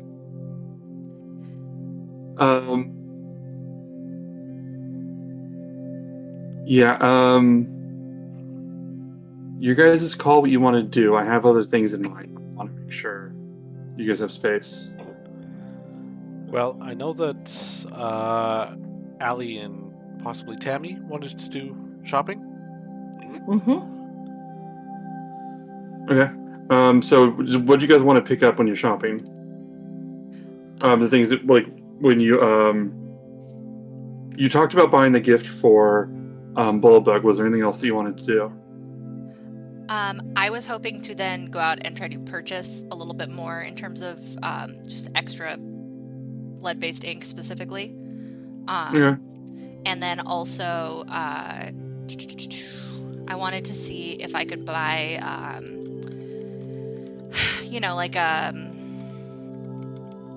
nope, that should do it, actually. Okay, what is this ink for again? It's a spell? Yeah, it's for the spell. So the spell consumes it. So I was hoping to get like a couple uses worth of components. What's the spell again? It is for. It's called Illusory Script. And Oh no. it's yeah. I'm sure Yeah, you're. it's malarkey is what it is. Yeah. Yeah. Okay. We can look for that. And Kiki, what were you looking for? I'm just gonna hang around and just see if anything, nothing specific, just see if anything catches my eye. Maybe grab a couple extra potions depending where we go if they have. Okay.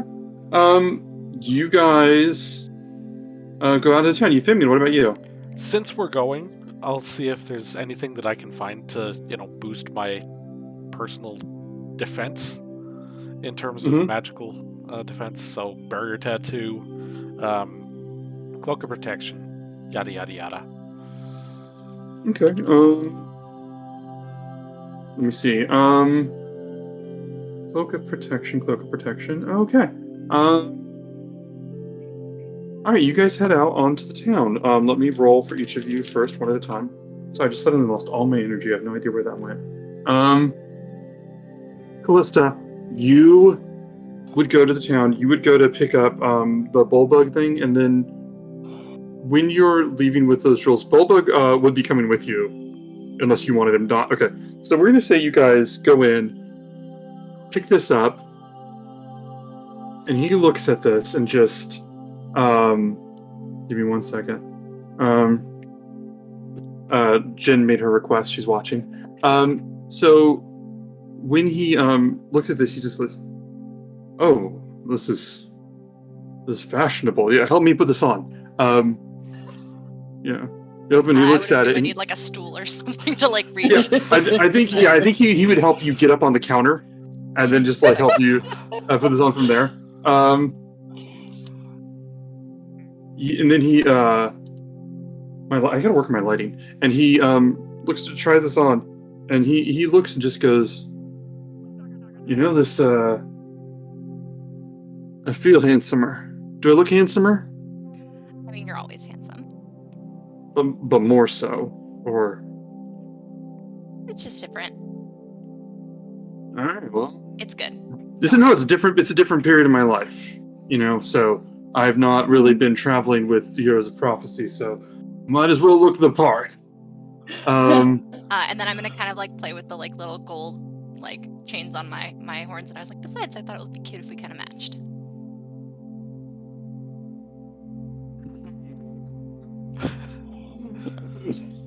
He just leaves. You guys go shopping. I'm gonna roll 1d3 to see how many of the ink you can find, but you're gonna have to pay for them 10 gold each.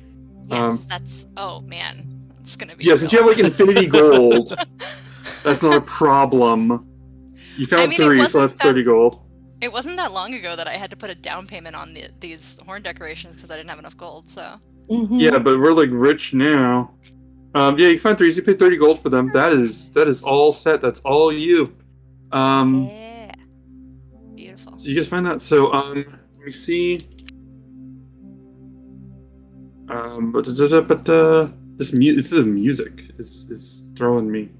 That's very peaceful. It is. It's too peaceful. Let's get. Come on, switch to dubstep. Yes, dubstep shopping episode.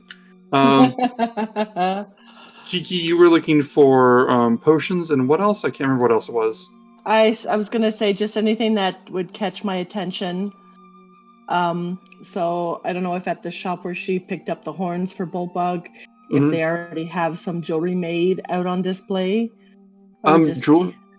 Yes, they would have all. I believe it was that gnome that had all the different trinkets and everything. So yeah, there would be lots of different jewelries there if you wanted to get something fancy. As a matter of fact, I think if you were looking around, the gnome would just—I can't remember his name, but he would just look at you and just be like, "Oh, are you looking to accessorize?" Because Cockbee. What, Cockbee? That sounds right. Cockerbee, yeah. Cockerbee was his name, yeah. And he looks at you, and he goes, "Okay, if you're willing to accessorize, Well, honestly, I'm looking for somebody that could make. Well, you seem quite the trendsetter. You can influence people and what they purchase. So I thought maybe if I was able to, is there anything that looks good to you? And he sort of gestures to everything. Yeah, there's lots of different precious stones, jewelry, necklaces, earrings, bands. Well, I'm sure you could tell I'm more partial to the sea, ocean type Never want to presume how to adornments. think. Never wanted to presume. Aquamarine, green. Mm-hmm. There's all kinds of colors in there. The thing with The odd sea. pearl, if you have it, maybe. Oh, yes. That's the thing with the Seashell. sea. You want to summarize it as it's blue, it's green, it's something like that. But it contains, and he looks at you, right in the eyes, multitudes. People don't even know entirely what's in it. People don't know what the ocean contains. He sizes you up and down. Goes, Depths. uh-huh. Many So, deep depths. what does it contain for you? Home, comfort, no worries. Yes. Let's find you something gentle, something nice. He goes, I am thinking, and he sort of jumps down behind the counter, sort of runs around where you can't see him. He goes, and he calls back, I was thinking that since it means home, maybe it should be something that you're always able to look to, something you're able to remember and touch and think. Some mnemonic. So I was wondering, and he comes out and he holds out like this bronze necklace, like these little circlets, like not circlets, but little like chains interlocking. In the middle of it is this looks sort of like a shield, and then it has a blue sapphire in the middle of it. Ooh. And he goes, this is this is something that I made, and it's if you wear it, you can always hold it. And he like puts his arm around it, hands around it. He goes, you can hold it and think about your home, wherever that is. I don't know where that is. No one can find it because it's only what you want it to be. So it's yours. All I ask is that you tell anybody where you got it if they asked, and also maybe wear it out. Something low cut, and you just see just this. But I won't tell you your business. Whatever you want to do. Oh, I like to show whatever I can, so. Excellent. I mean, I've got the perfect cushion for it right here. But as I'm don't follow along, but I'll get you this. I would like to maybe do an insight check to see if he's hiding anything, if it's going to have any sort of maybe ill effect. All right, you can roll an Arcana check on that thing or an insight check on him. Arcana, or do I want a -1 or do I want a +0? Ah, shit. Let's go. I mean, I know maybe a little bit of magic, so let's see. I got a 16 on that, on Arcana. Nice. You don't notice anything else untoward, special, bizarre about this. It does appear to just be a regular necklace. Oh. All right. He looks and goes, all I'm asking is that you tell people where you got it. Do we have a And deal? what is the name of this shop again? What did I have it before? Let me double check. I want to make sure I have it right because I did write down the name before. Bobbles and Bits. Bobbles and Bits. Yes, Cockabee's Bobbles and Bits. That's right. I was on something that day. I was on a thing that day. Let's write that down. So he goes, Bobbles and Bits. Yes. Just be sure if anybody stares right at this, just be sure to tell them about my Bobbles and Bits. That's all I ask. This is Tammy losing it, but I will agree to this. Glad to hear it. Oh my goodness. I'd like to think that Euphemian has just let himself out of the store before laughing wildly. Yeah. Very kind. He goes and he fashions this, puts this in a little box for you, and yeah, he gives it to you, and he goes, "Is there anything else that you need?"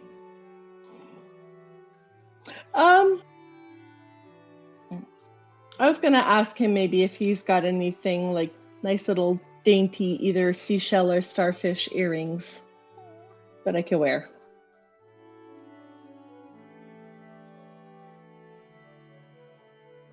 Perhaps. Yes. What are the Is this for your aesthetic? Is this your home? Why do you want this?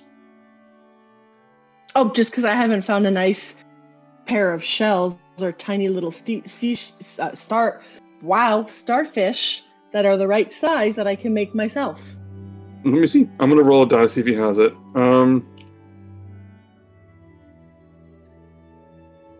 Yeah. So he's gonna say, I think I might have something, and he's gonna disappear, and he's gonna come back sometime later, and he's got like this. He opens this like small little like accessory stand, and you see like all kinds of weird mismatched things, like a forest pin, seashell earrings, a couple of cufflinks that seem to like you don't even recognize what house symbol they are, and he goes, sometimes special orders people don't pick them up. Sometimes I try and make things that don't work out, but I keep them around because you never know when someone's gonna need one of my balls bits. So this is a problem. Oh. I inhaled my spit. Sorry. Carry on. It's okay. It's okay. My store brings a lot of joy to people. I understand, and I'm glad to be a part of that joy. I can't wait to share and tell people about your baubles and bits. Oh, good. I'm glad to hear it. Be careful though. Some people, I assume competition from other stores. I don't know, but sometimes people talk about my baubles and bits. People get very angry, so I assume that it's just competition. So be careful who you talk to about it. I'm gonna hold the box of the necklace. Is this gonna get me like beat up or anything? No, probably not. Do you want me to wrap that for you? No. It's okay. I know what I bought. I know I bought it for myself, so I'll just put it on a little bit later after I'm done my traveling and that once I'm dressed up nicely. Mm-hmm. So no, that's good. I've got my trusty little satchel here, my traveler's satchel. Euphemian, you're going to feel something. Did you step out of the store, Euphemian? Yes. Okay. I've gone next door to Leon's Dongers, great big bell store. Yeah, that's fair. I think whenever you feel like this large looming presence, Euphemian, and you turn around and you just see Black Butters. I have to get out of there. Representing heroes. I just had to get out of there before I said something. It's not always easy. Believe me.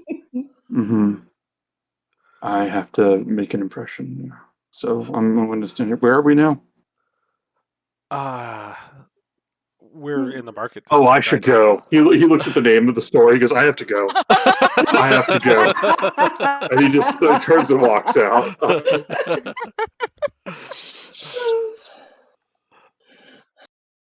I feel like we're coming off a dick joke that was like came out like what 3 months ago. This is amazing. It's legacy. It's just planting trees for planting seeds you'll never get to see grow. Okay, so you guys, Kiki, Kakami is setting you up with these earrings, and he goes, "All right, so you're going to have an aquatic theme. I think that's truly wonderful, and you're going to tell them where you got this. And is there anything else that I can do for you?" No, I think I've got everything that I need now. Thank you. All right. Well, good luck to you. And I look forward to all the business that this will bring in. Miss Callista, it's been a pleasure as always. Absolutely. Good luck out there. As he sends you, are you leaving? Yeah, I'm done. All right, Yep. as you leave, as he opens the door, Rush scurries over to opens the door for you. He goes, "Yes, be sure to tell them all about them. Tell them all about my bubbles and bits." And you, good day, ma'am. I don't see anything. And he closes the door. You guys are out there. My only regret is that I don't have Jen on camp for the most extended dick joke that we've done in this game. Jen, you're here in spirit. We adore you. We hear you. Mm-hmm. Prayer and some are out there trying to stifle laughter and not even understanding why. What was it? You guys, you have the store. I think, who do we not take care of? We didn't take care of Euphemian. You wanted to buy something. What was it, Euphemian? I just wanted to see if it would be possible to pick up something to boost my AC. Okay. Magical item. Let me roll for you. Okay. I'm gonna say we can find you.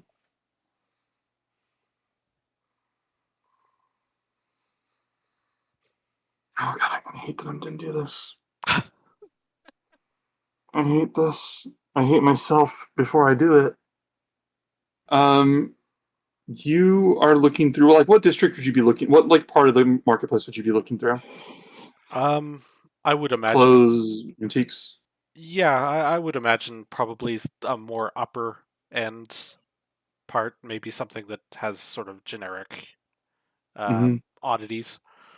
Yeah, so I think you're going to be like in the upper end, like sort of in the upper class area, and then like there's these guards like escorting someone out, and they're just escorting this person, and they say, we don't need we don't need your business, we don't need what you're bringing here, and it's if you want to set up, and this person goes, but the games, and they go, yes, but if you want to sell something at the games, you have to do it by the stadium. You can't just do it over here. And she goes, but that's where they wouldn't expect it. You know, you tell them, you tell them that I'm a legitimate businesswoman.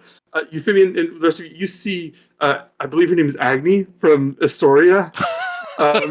Just like with this cart, and just looking, and she goes, you know that I am a legitimate businesswoman. Tell them about the time that I almost sold you a bunch of rats and then I didn't. Tell them. I right. hate to admit it, but she's not wrong. See, I almost sold him rats. Legitimate businesswoman. Spits on the floor. She's great if you're wanting to buy only one boot of a pair. Hey, she's only my favorite loot. Bless you, dear. Bless you, dear. I would have sold you the other boot. Did you have the other boot? I would have sold it if I had it, is the point. Anyway, I'm here as and they go, what business are you selling anyway? She goes, things and stuff. They go, you have to be a specific thing, and she goes, find them. Fashion. And they go, and they look at Euphemia like, do you, as hero of Thylia, vouch for her? Perhaps if I could see your wares first, I could give them a bit of authenticity. Why would you need to see them first? She says that you already knew her. I know her, but I don't know what she's carrying with her. She tried to sell me rats. I would have sold them too. God, that's such a payoff from a joke from like 8 months ago. God, who is this stream for? It's for you three. That's what. I think like 2 people in the audience that might recognize the bit that I'm doing right now. But anyway, so she looks and she goes, okay, well, I'll tell you what. She goes, you have very nice clothes on you right now. You're very well dressed, right? I like to think so. Okay, yes. The answer is yes. So if you like your clothes and you want them to, and you want to continue the fact that you like nice clothes that are in good condition, then, and she like reaches in this underneath her cart, and she pulls out this large, like sort of this stitched together, gray hood, like hoodie, with the cape with a cowl on it, and she looks at it, and it's like ripped up and stitched back together. It's put together. She goes, "Wear something terrible instead." It's the finest recommendation I have for someone who prides themselves on their looks. And one of the soldiers goes, It's terrible." She goes, "Yes, thank you, thank you. We'll do a legitimate transaction right here, 300 gold." And the guy goes, "Okay, we're not, sir. We're sorry, sir." So she goes, yeah. What do you think? Can I tell if this is something legitimate? Roll an Arcana check. Where is it? There we go. It's a 2 for 12. 12. Let me see. Let me double check something here. I'm going to say it does appear to be something special. It does appear, maybe you don't know what type of magic it would be, but there's something unusual about it.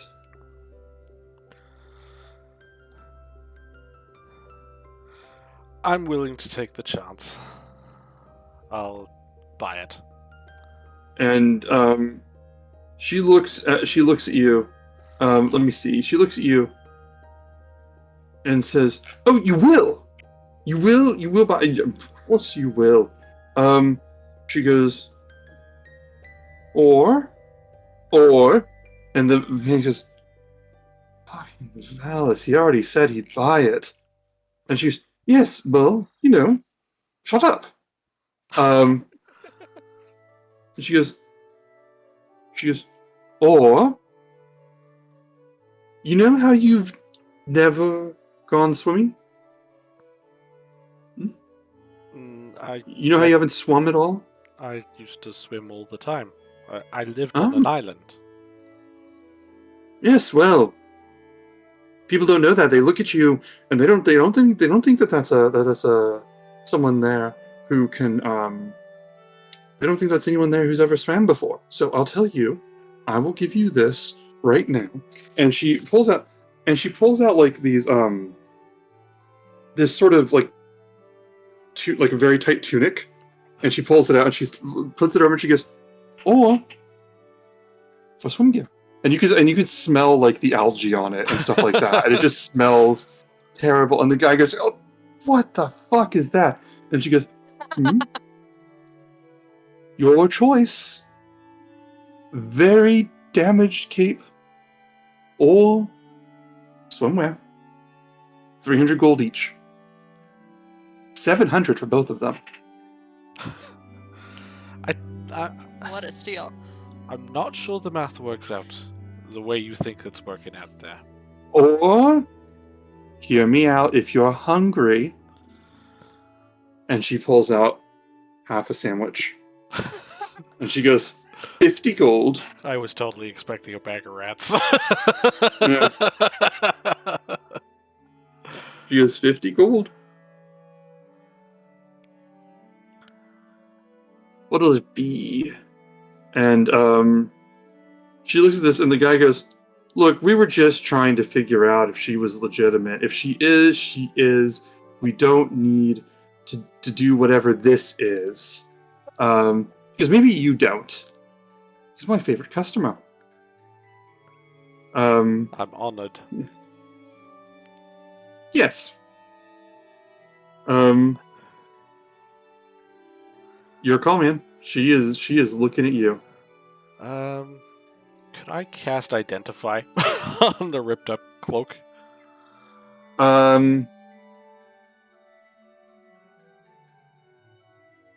I'm gonna say you can, but I'm going to say that it does not work. Because you realize that your identify spells are not working around her. And she looks and goes, oh, you were almost very bad for business.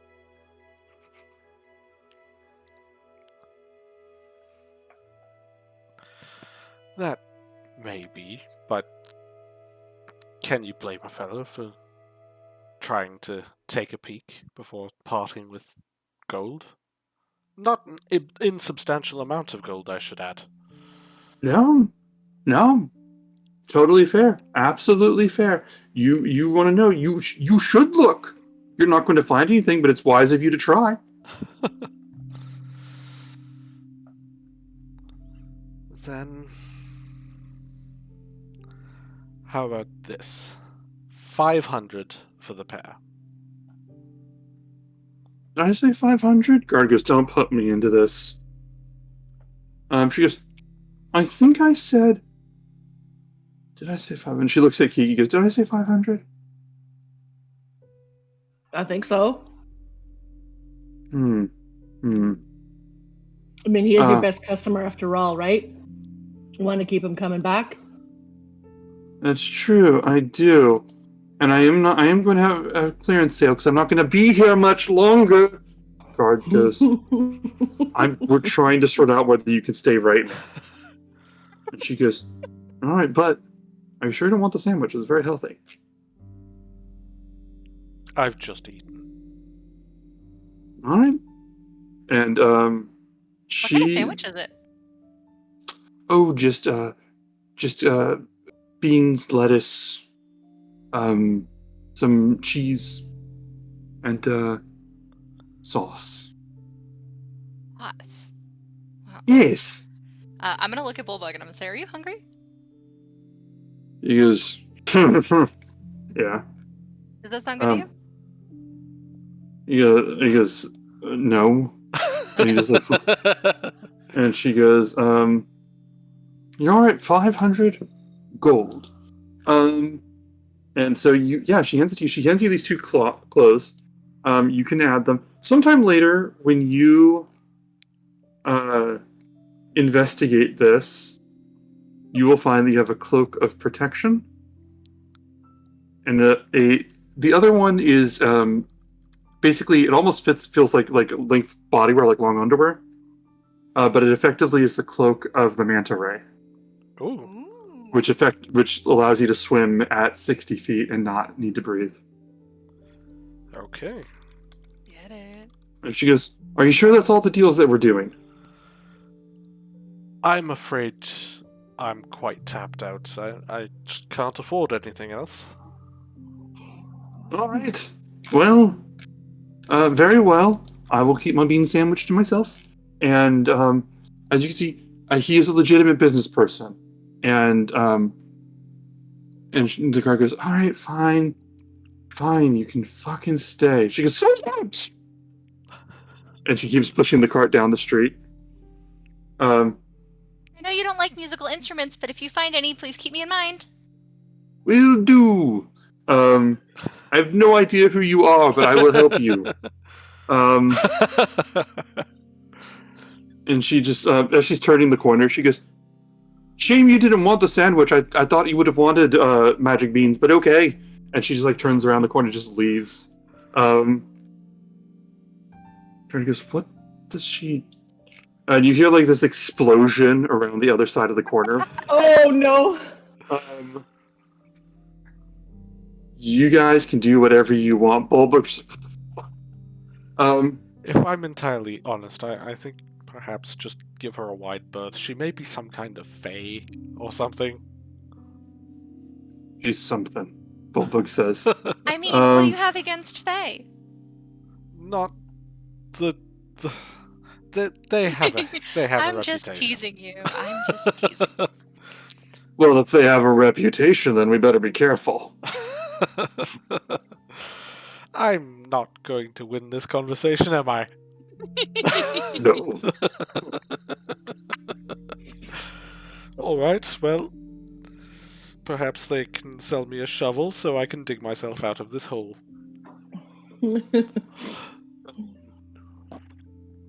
So, yes. are we heading out? Maybe just before, I'll have put my necklace on, and showing it off here, right in a perfect little spot for it. I get to go show off some bubbles and bits.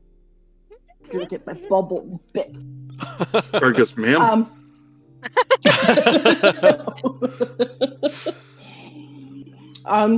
But so I bought these really pretty earrings too. Do any of you know how to pierce ears?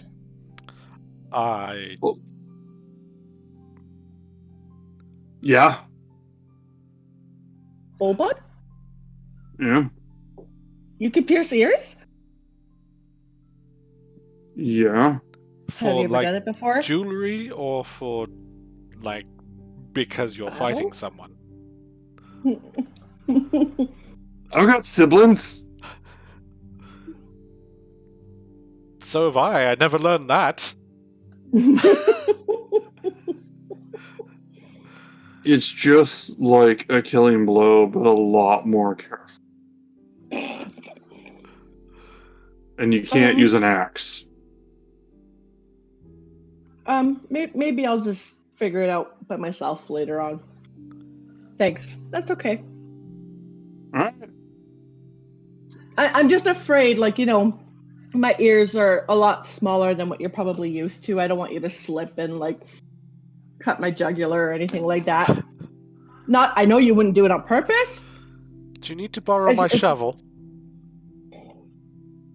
You're a fine one to talk. You certainly know. Don't listen to me. I think we gotta get going, right? Right? No, I think we're going. I think we got everything we need. Alright, do we need to get a shovel? No, I don't need it. Alright.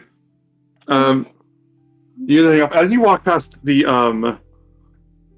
alley where the lady walked down, you notice that the alley is a dead end, and there are just like 15 different sized toadstools from the floor and growing out of the walls, and like one at the end of it, and just people just like sort of looking again like, what the fuck? And Bulwark looks and goes, okay. I kind of wanted that sandwich now. So I offered. I was going to buy it for you. It didn't have any meat on it, is the problem. Didn't even have fish. Sorry, no offense, but didn't even have fish. No offense, but didn't. Alright. Those of you that are like here for like D&D, I hope you get to see it someday. This is it. Yeah. So where are you guys going now? Are we getting horses? Yeah. Do you guys want to get horses? Do we want to get horses? I mean, I've got horses. Maybe we can just huff it up to... Sorry. Up to Astoria. And I have it all the time. from there, we can take the horses that we already have. We have to replace one. Yeah, I don't have one. I mean, especially if now we got Bullbug. That's true, but... I mean, you want to ride on my shoulders? Are you good for long distances? Yeah, is that bad? Did I offend you? Me? No. Who? He's talking to Callista. He just goes, No, I would love to ride on your shoulders. Absolutely, anytime, always. Okay. Let me see 1 second. Yeah, his max carry capacity is 300 pounds, and he has about 87 pounds worth of stuff right now. So let me double check something. Yeah, he could absolutely carry Callista and everything she owns. Yes. Without slowing down. What's his movement speed? I have it up. Just kidding. He's 30 feet. 30 feet. Okay. Oh, was it 30? Yeah. He can Not as fast absolutely as carry others. you without slowing down. That is allowed. I just don't want him to get too tired, because if we're riding, because we want to save our energy for where we're getting, I don't want him to be too tired. There. It All right, also well, we can get He a. might go faster. it also seems somewhat demeaning. Why? He offered. True, but I mean, I'm not sure. People shouldn't be treated like beasts of burden. But can we also find one big enough to carry him?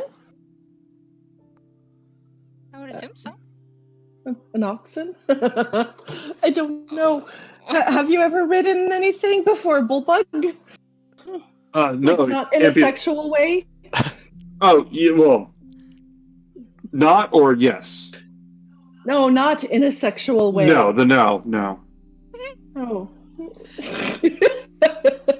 Jesus. We're on a roll, guys. Of course we are.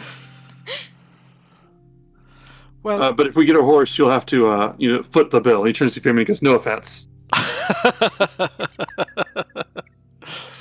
I love having someone else who's not a traveler race around. I'm so proud of that. It's so dumb. It's like the dumbest joke I've ever done.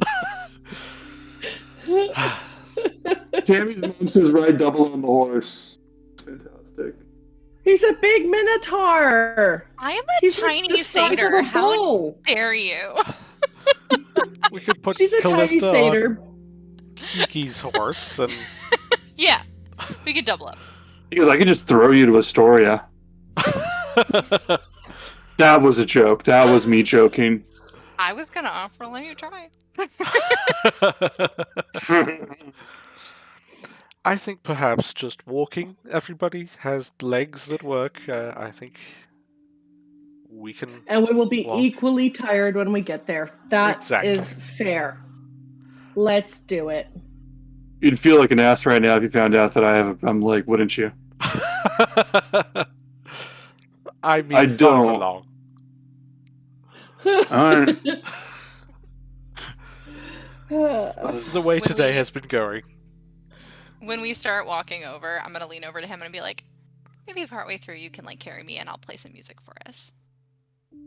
But we are walking, I think so.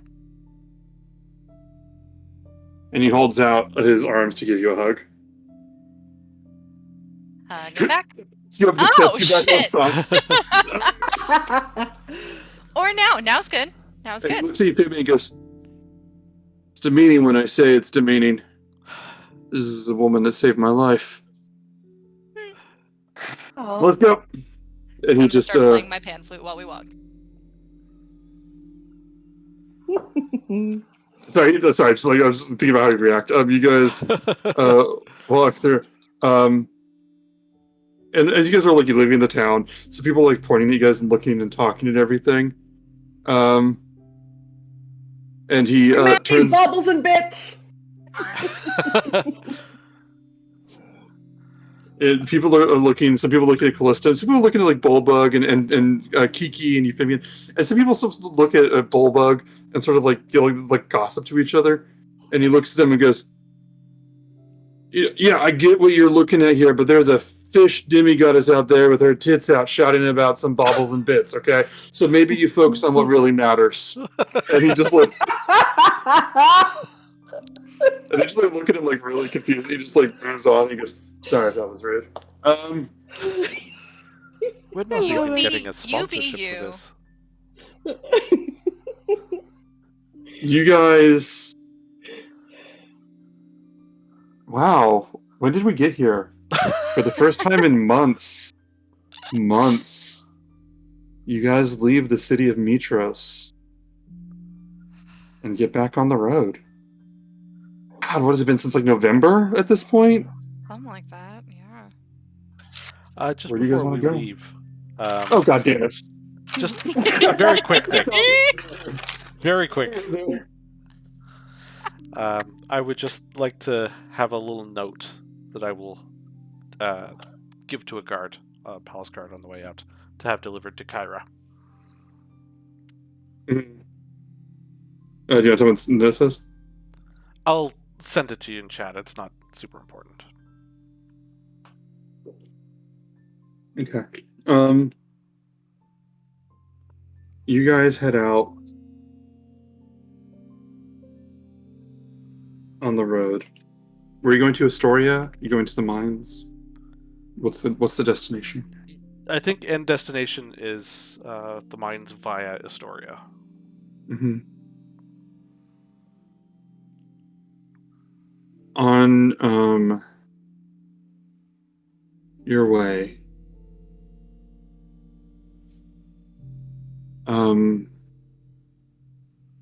Yeah, you would see some figures in the distance in the sky flying by, like very far away, but you can see like the dots of them.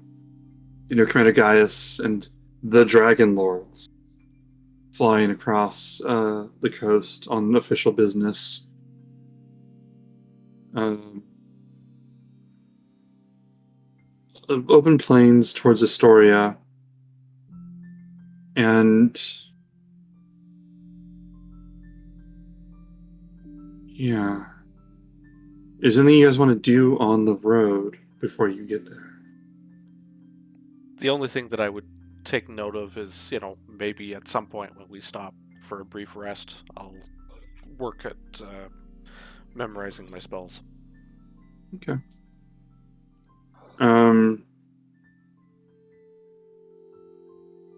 Yeah. When you guys are taking a brief rest, studying them, give me 1 second. Jen, I like the way you think. Yes, we're gonna figure that out. Very yes. I'm telling you, I'm on stream.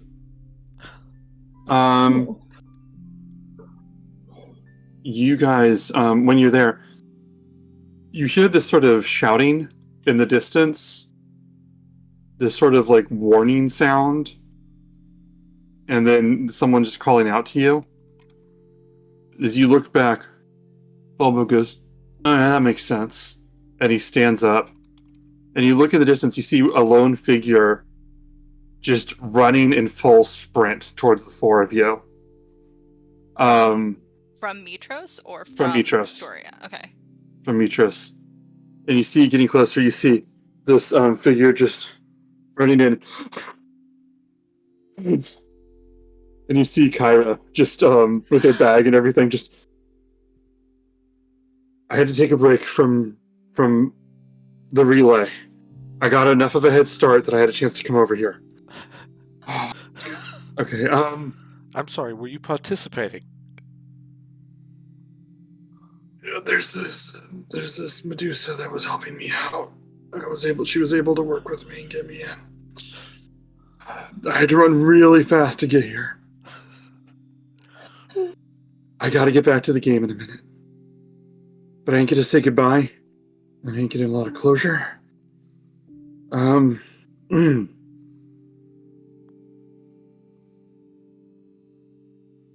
Bye. Each of you. See you later. Yeah. See you later. But I know that I had to go to attend to some things, and is that what I think it is in there? I believe it is what you think it is. She made a good call.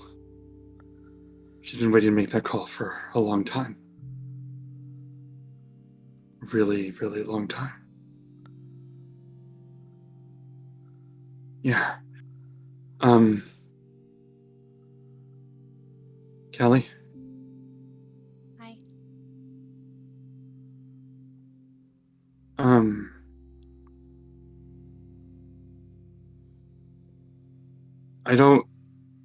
All I can say is that I don't entirely have the words right now, which is weird.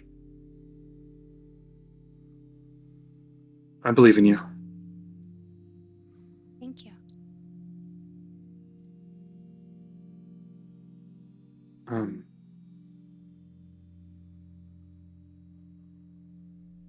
I had the whole run over here to think of something dramatic to say for goodbye in an epic monologue, and all of these speeches and things that would pay off. I thought I might do a reveal.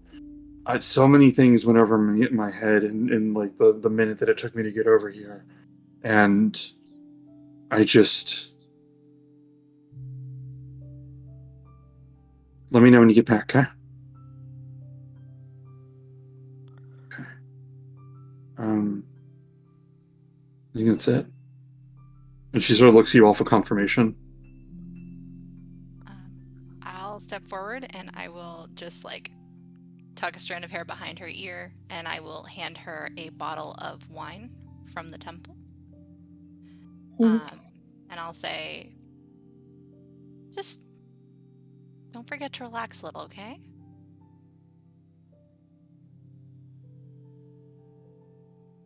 Yeah. You too. I'm gonna give her a hug.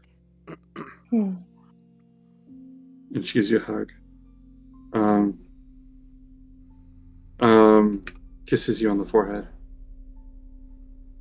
Looks at Bulbug and nods, and Bulbug just nods, and she looks at Euphemia and she goes, you know, there's a power in deciding whatever you want your name to be.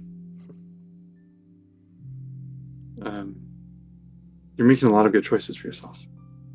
I'm gonna hug her.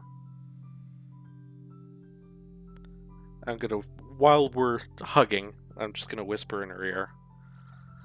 I've given some lyrics for you to see. That should be in a package waiting for you back at the palace.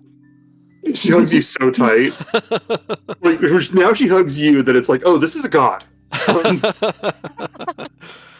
And she looks at Kiki and goes,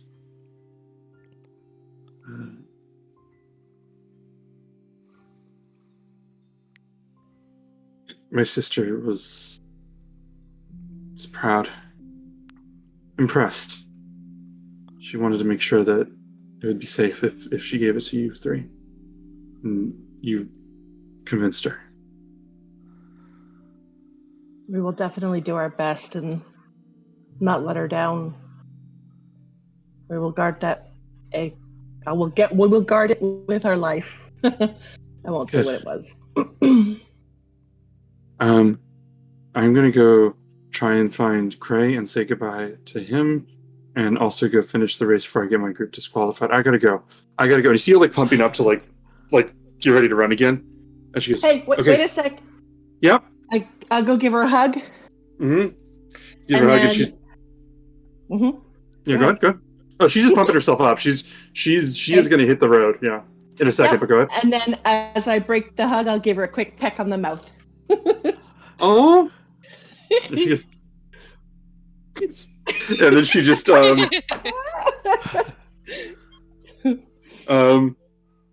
and Bulba goes, has she kissed everybody in the group? And Connor goes, not everybody, we don't have an arc yet. When you get one, you'll have to do something. Okay, bye. And she's like runs down the road. She goes, we get an arc.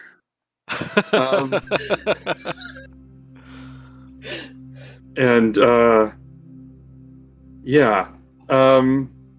You guys can make your way to Astoria. What do you guys want to do? What's that? Making our way. What do you guys want to do when you get to Astoria? Pick up the horses, first and foremost. Yes. We may have to buy another horse for Bulbug. Mm-hmm. Is there like a big Shire horse or something that's, Yeah, I could say they're like a big like Clydesdale type thing. Yeah. Like it's a big fuck off horse, like a clumsy horse. Like a horse that before God, the first thing God said before he made this horse was fuck it. That kind of horse. A horse that matches Bulbug. Yeah. Which is his personality. We leave and Pyther's like, who the fuck took my horse? Yeah. Yes. Yes. I'll pay for Bulbug's horse. Okay. Excellent. Should we check in with your pops, Kiki? Yep. Yeah, I was gonna do that after. All right. Just bring the horses along. Mm-hmm. You gotta check in on Pythor. When you see Pythor, you go into the main hall, and this attendant looks at you and goes, "Oh, are you looking for Pythor?" My father, yes. He's a little busy at the moment. He's taking care of a few things. Is he naked with other people? Prescient?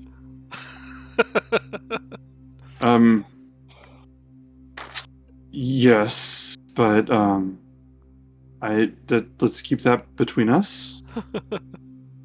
Wonderful. Okay, I need you to go in there and get him because I need to talk to him. I'm on my way out of town, and this is very important. I cannot wait. Please. Thank you. Okay. So he leaves, goes down the hall, and when he comes back, you see Pythor. Just give me a second. You see Pythor surrounded by like 3 or 4 attendants, or 3 or 4 merchants, and that they're all wearing. Everybody in there is wearing like a towel wrapped, like barely covering their bits, and you can feel the heat, like the actual physical heat. And he goes, and he's coming through and goes, "I understand that you said it was important, but I'm in the middle of this. If we're going to try and build up the district, then we need to be able to finish this." Kiki, and you see him, and he walks out, and like you see these people all stepping out of maybe like a bathing area. Mm-hmm. And he looks at you and he goes, "Kiki," and he just drops the towel, comes over, and just gives you this big hug. I'll avert my eyes and take the hug. It's my daughter. This is my daughter. You see the resemblance, and he puts his arm around you, and he is just you can like feel it because he's like been in like a sort of a steam like bath area, and you can really feel it, and he's just like completely buck naked looking. This is her, and the other people look at each other. Go, "That yes, sir, that's very impressive." But we were discussing just right. Listen, listen, if you need to be able to bring up the forces that you need, then we'll get you some funding, and you're going to need people to manage the supplies and rearming and all of that. So we'll get you your footmen in a week's time at the latest, and you'll be the champion of that area soon enough. You'll be champion of that district of that. And the guy goes, the market, and he goes, yeah. You go, "Thank you." And you hear them like muttering to each other. Like, and if you even want to roll a perception check. Yeah.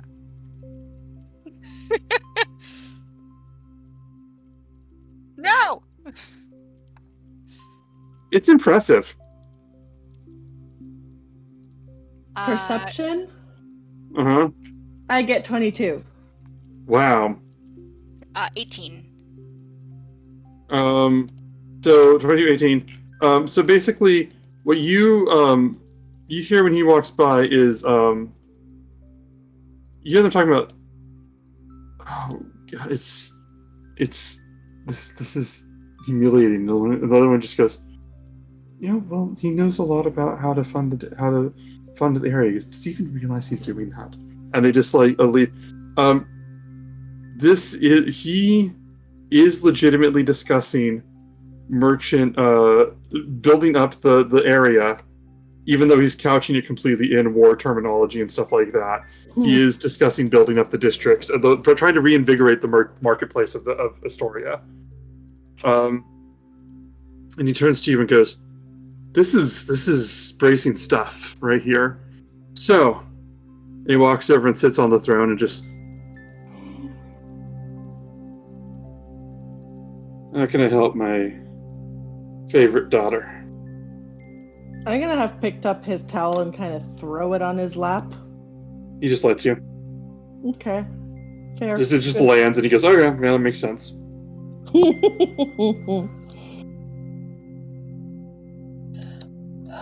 Jen, you are perfect. That is a perfect description, like the Red Guardian. That is wonderful. And he goes, don't tell Nora that. By the way, she gets mad when I say that to other people. How have you been? We've survived. We've been through some shit. What about the little one, the breaking one?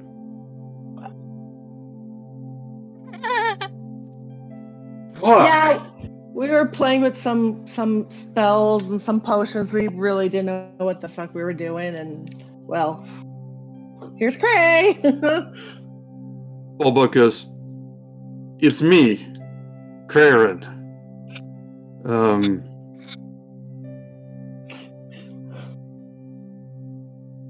Bacon?"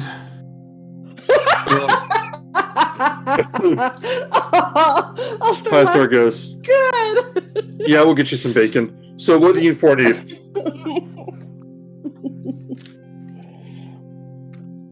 I'll just kind of bring him up to speed. What we've been doing thus far, besides the games. What did we do? Oh, we figured out about like a child smuggling ring that Lutheria was doing. And other stuff. Lutheria, Your I don't daughter trust. won multiple Read. gold medals. Oh yeah, I did. What? She won multiple gold medals. And you were wasting my time talking about a child smuggling ring? Bring them out. What? Bring him out? The gold medals, yeah. I sold them.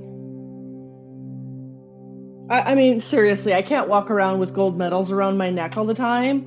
I've got this big enough bauble bit that I'm strutting around with. This beautiful sapphire, by the way. But it's a nice sapphire. It's Crockerby's baubles and bits, right? That's the style.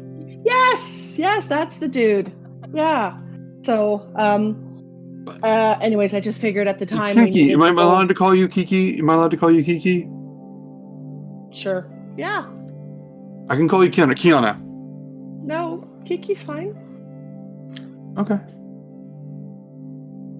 And he leans forward like he's giving advice, like his most fatherly advice, and he goes, "When you win gold medals, you need to show them off. Otherwise, what the fuck are you even doing with them?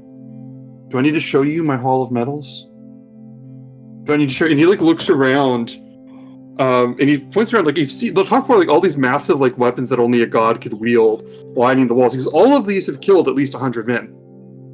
I mean, not just men. It's not limited by that, but just 100 creatures each. That's why I put them up here. That's why their place is here. I get that. But this is an achievement. This is a superiority. This means that you're the best. He seems like getting visibly frustrated. Like the first time, like I won't use these words because he wouldn't use them. But he's got a major vibe of like, you have a medal and you're not showing it off to everybody you meet all the time. I raised my daughter better than that. It's kind of like the aura that he's giving off right now. But you didn't. Yeah, no, he would not use those words, but he has that aura of disappointment right now. Exactly. He's like, why would you? Okay. Well, we needed the gold. We needed the gold at the time. So that seemed to be Kiana, the sensible thing to do. Yeah. I love you just the way you are, even if I don't understand you. That's funny. That's what we say about Cray, isn't it? I look at everybody else. Because yeah, it is.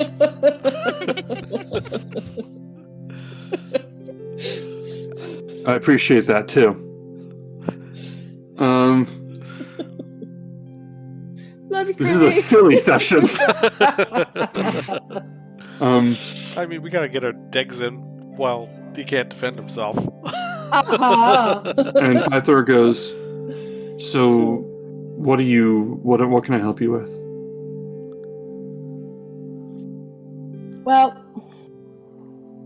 first things first is I am here. Well, since I'm here, I have a message to deliver to you from Mitros herself.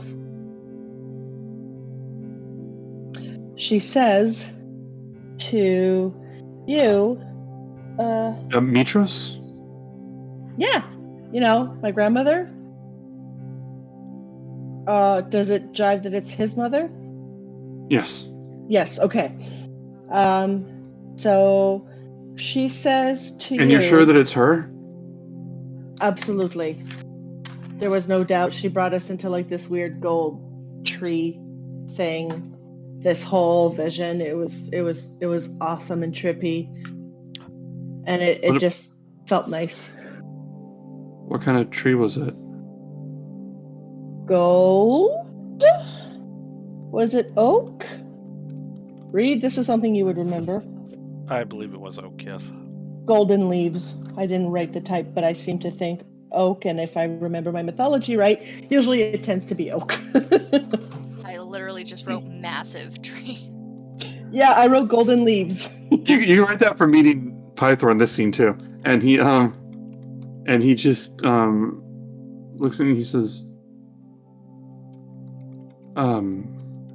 I'd like to take you there someday, but yeah. No, what's the message?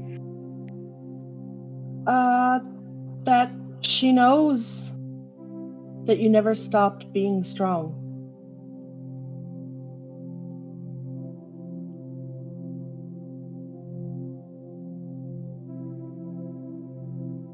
He likes to say nice things. I mean, I did. You saw me, I did.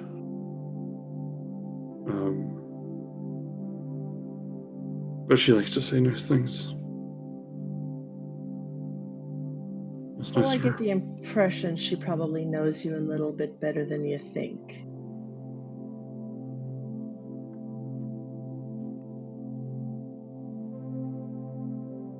Yeah, that makes sense.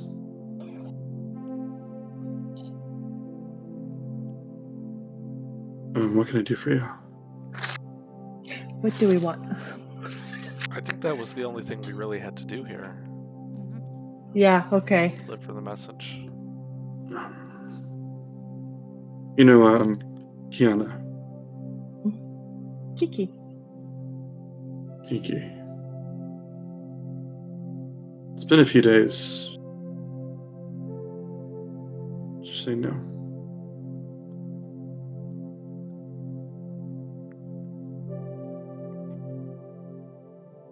That's good. I just let I'm you want proud to of know.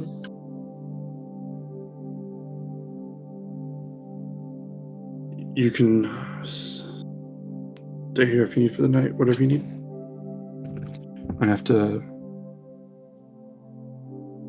have all this war shit in my head, and all I can do is just use it to try and build up the people around here right now, and I'm going to try and do that, and we're going to see if that's a thing. So I'm going to go tend to that. I should probably put on clothes, because if they have to talk to me a third time, they're going to be mad, so... Yeah, that might help. Otherwise, you'd just be distracting them, I'm sure. Thank you. And he gets up and he just is like, yeah, if I can take you to that tree someday, that'd be nice. And he just I'd leaves definitely be willing to go back. Oh my god. Yeah, it's just completely oblivious to the magnitude of what he's saying, while also he is just letting it all hang out.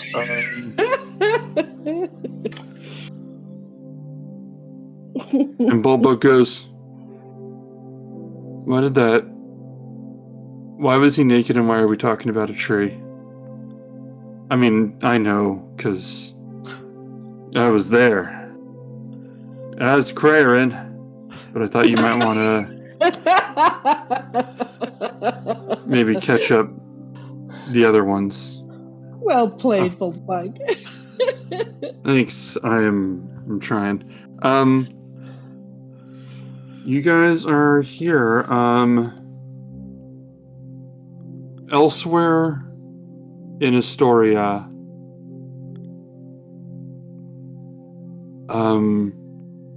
large leather apron gets thrown on the ground. Cold bucket of water gets lifted up and splashed over someone as they drop one hammer to the floor, collapse in the chair, and Vulcan just goes, I need a break. Returning after the long trip and tired, making a note to figure out where he can meet, when he can meet up with his colleagues next. He has something to give them. And between what he has to give, the egg, and gaining a companion, losing a companion, been some changes as we set up for year 2. And the ship Ultras and what lay on the horizon. I think that's where we'll end this session. All right. Sounds good. So that was a whole thing we just did. That was unexpected. Alan, how are you feeling? Good. Emotional. I'm remembering earlier when I was like, man, I hope we have enough with going to the place where they make weapons. Oh my god. Forge? The Forge. I was like, man, I hope we have enough with going to the Forge. Yeah, I realize that I would rather want you to... I don't think there's any particular reason you need to get to the Forge in particular for what we're trying to do. And I realize I would like... I'd like some of the roleplay that can come out of Vulcan being over here. So I was like, oh, why not do that? Oh, I just mean we didn't even get there. Yeah. So we spend the night in Astoria then. You did. You can. And then, what was I going to say? Yeah, and I wanted you guys to get to say goodbye to Kyra again. I know she did a goodbye, but I felt like it wasn't a really good one. So maybe that was for me. I don't know. But I know you'll see her soon. I know it could theoretically just be like 1 or 2 sessions, but that's not how we roll. Might actually be months before see her again. I genuinely don't know. So, does anybody have anything they want to say before I go into the announcement about the thing with the stuff and the weeks? No. Thanks so much for being here with us for like a year now. Yeah. Following us for a whole year? God, guys. Those of you that have been here the whole time, thank you. Those of you that are new, thank you. Like, everybody, we are glad to have you. And honestly, we were just like, I think like a year ago, we decided to form this group, and we're just like, okay, well, we'll put it on stream because maybe a couple people will care. And then like, people have been coming by, and it means a lot to us. It really means the world to us. So thank you. It does. Yes, thank you so much, everybody. And thank you. So what we might do, just to let you know, is what we're thinking of doing. Jen is actually taking a few weeks to government espionage mission. If I go into details, they'll have to tell her and me and you for listening. It's a whole big messy deal. But she has to go on a government agent spy mission. So when we come back next week, there's a very strong possibility. This is what we're planning to do, I should put it that way, is a side story about 3 other characters with the 3 of these people, right? Is that what we're planning? I believe so. Yeah. Because I'd be embarrassed if we didn't finalize that, and then like I was just like throwing it out there. But yeah, we're going to switch to a side story with them for a little while and get that going, and then be back whenever it's time. We don't have an exact timeline, but we're doing the best we can. Yeah. I think that's it. Something to do with the strategic supply of Buxine up here. Mm-hmm. That's all she told me. Yeah. I mean, we need this like lifeblood here. Like this is critical. That's all we really need to know. Any other details would just be gravy. So, You're just squeaking them cheesy jokes by, aren't you? This is a bunch of dumb jokes tonight. You all are wonderful. I guess have a good night. Thank you. Thank you so much, everybody. Thank you. Bye. Bye.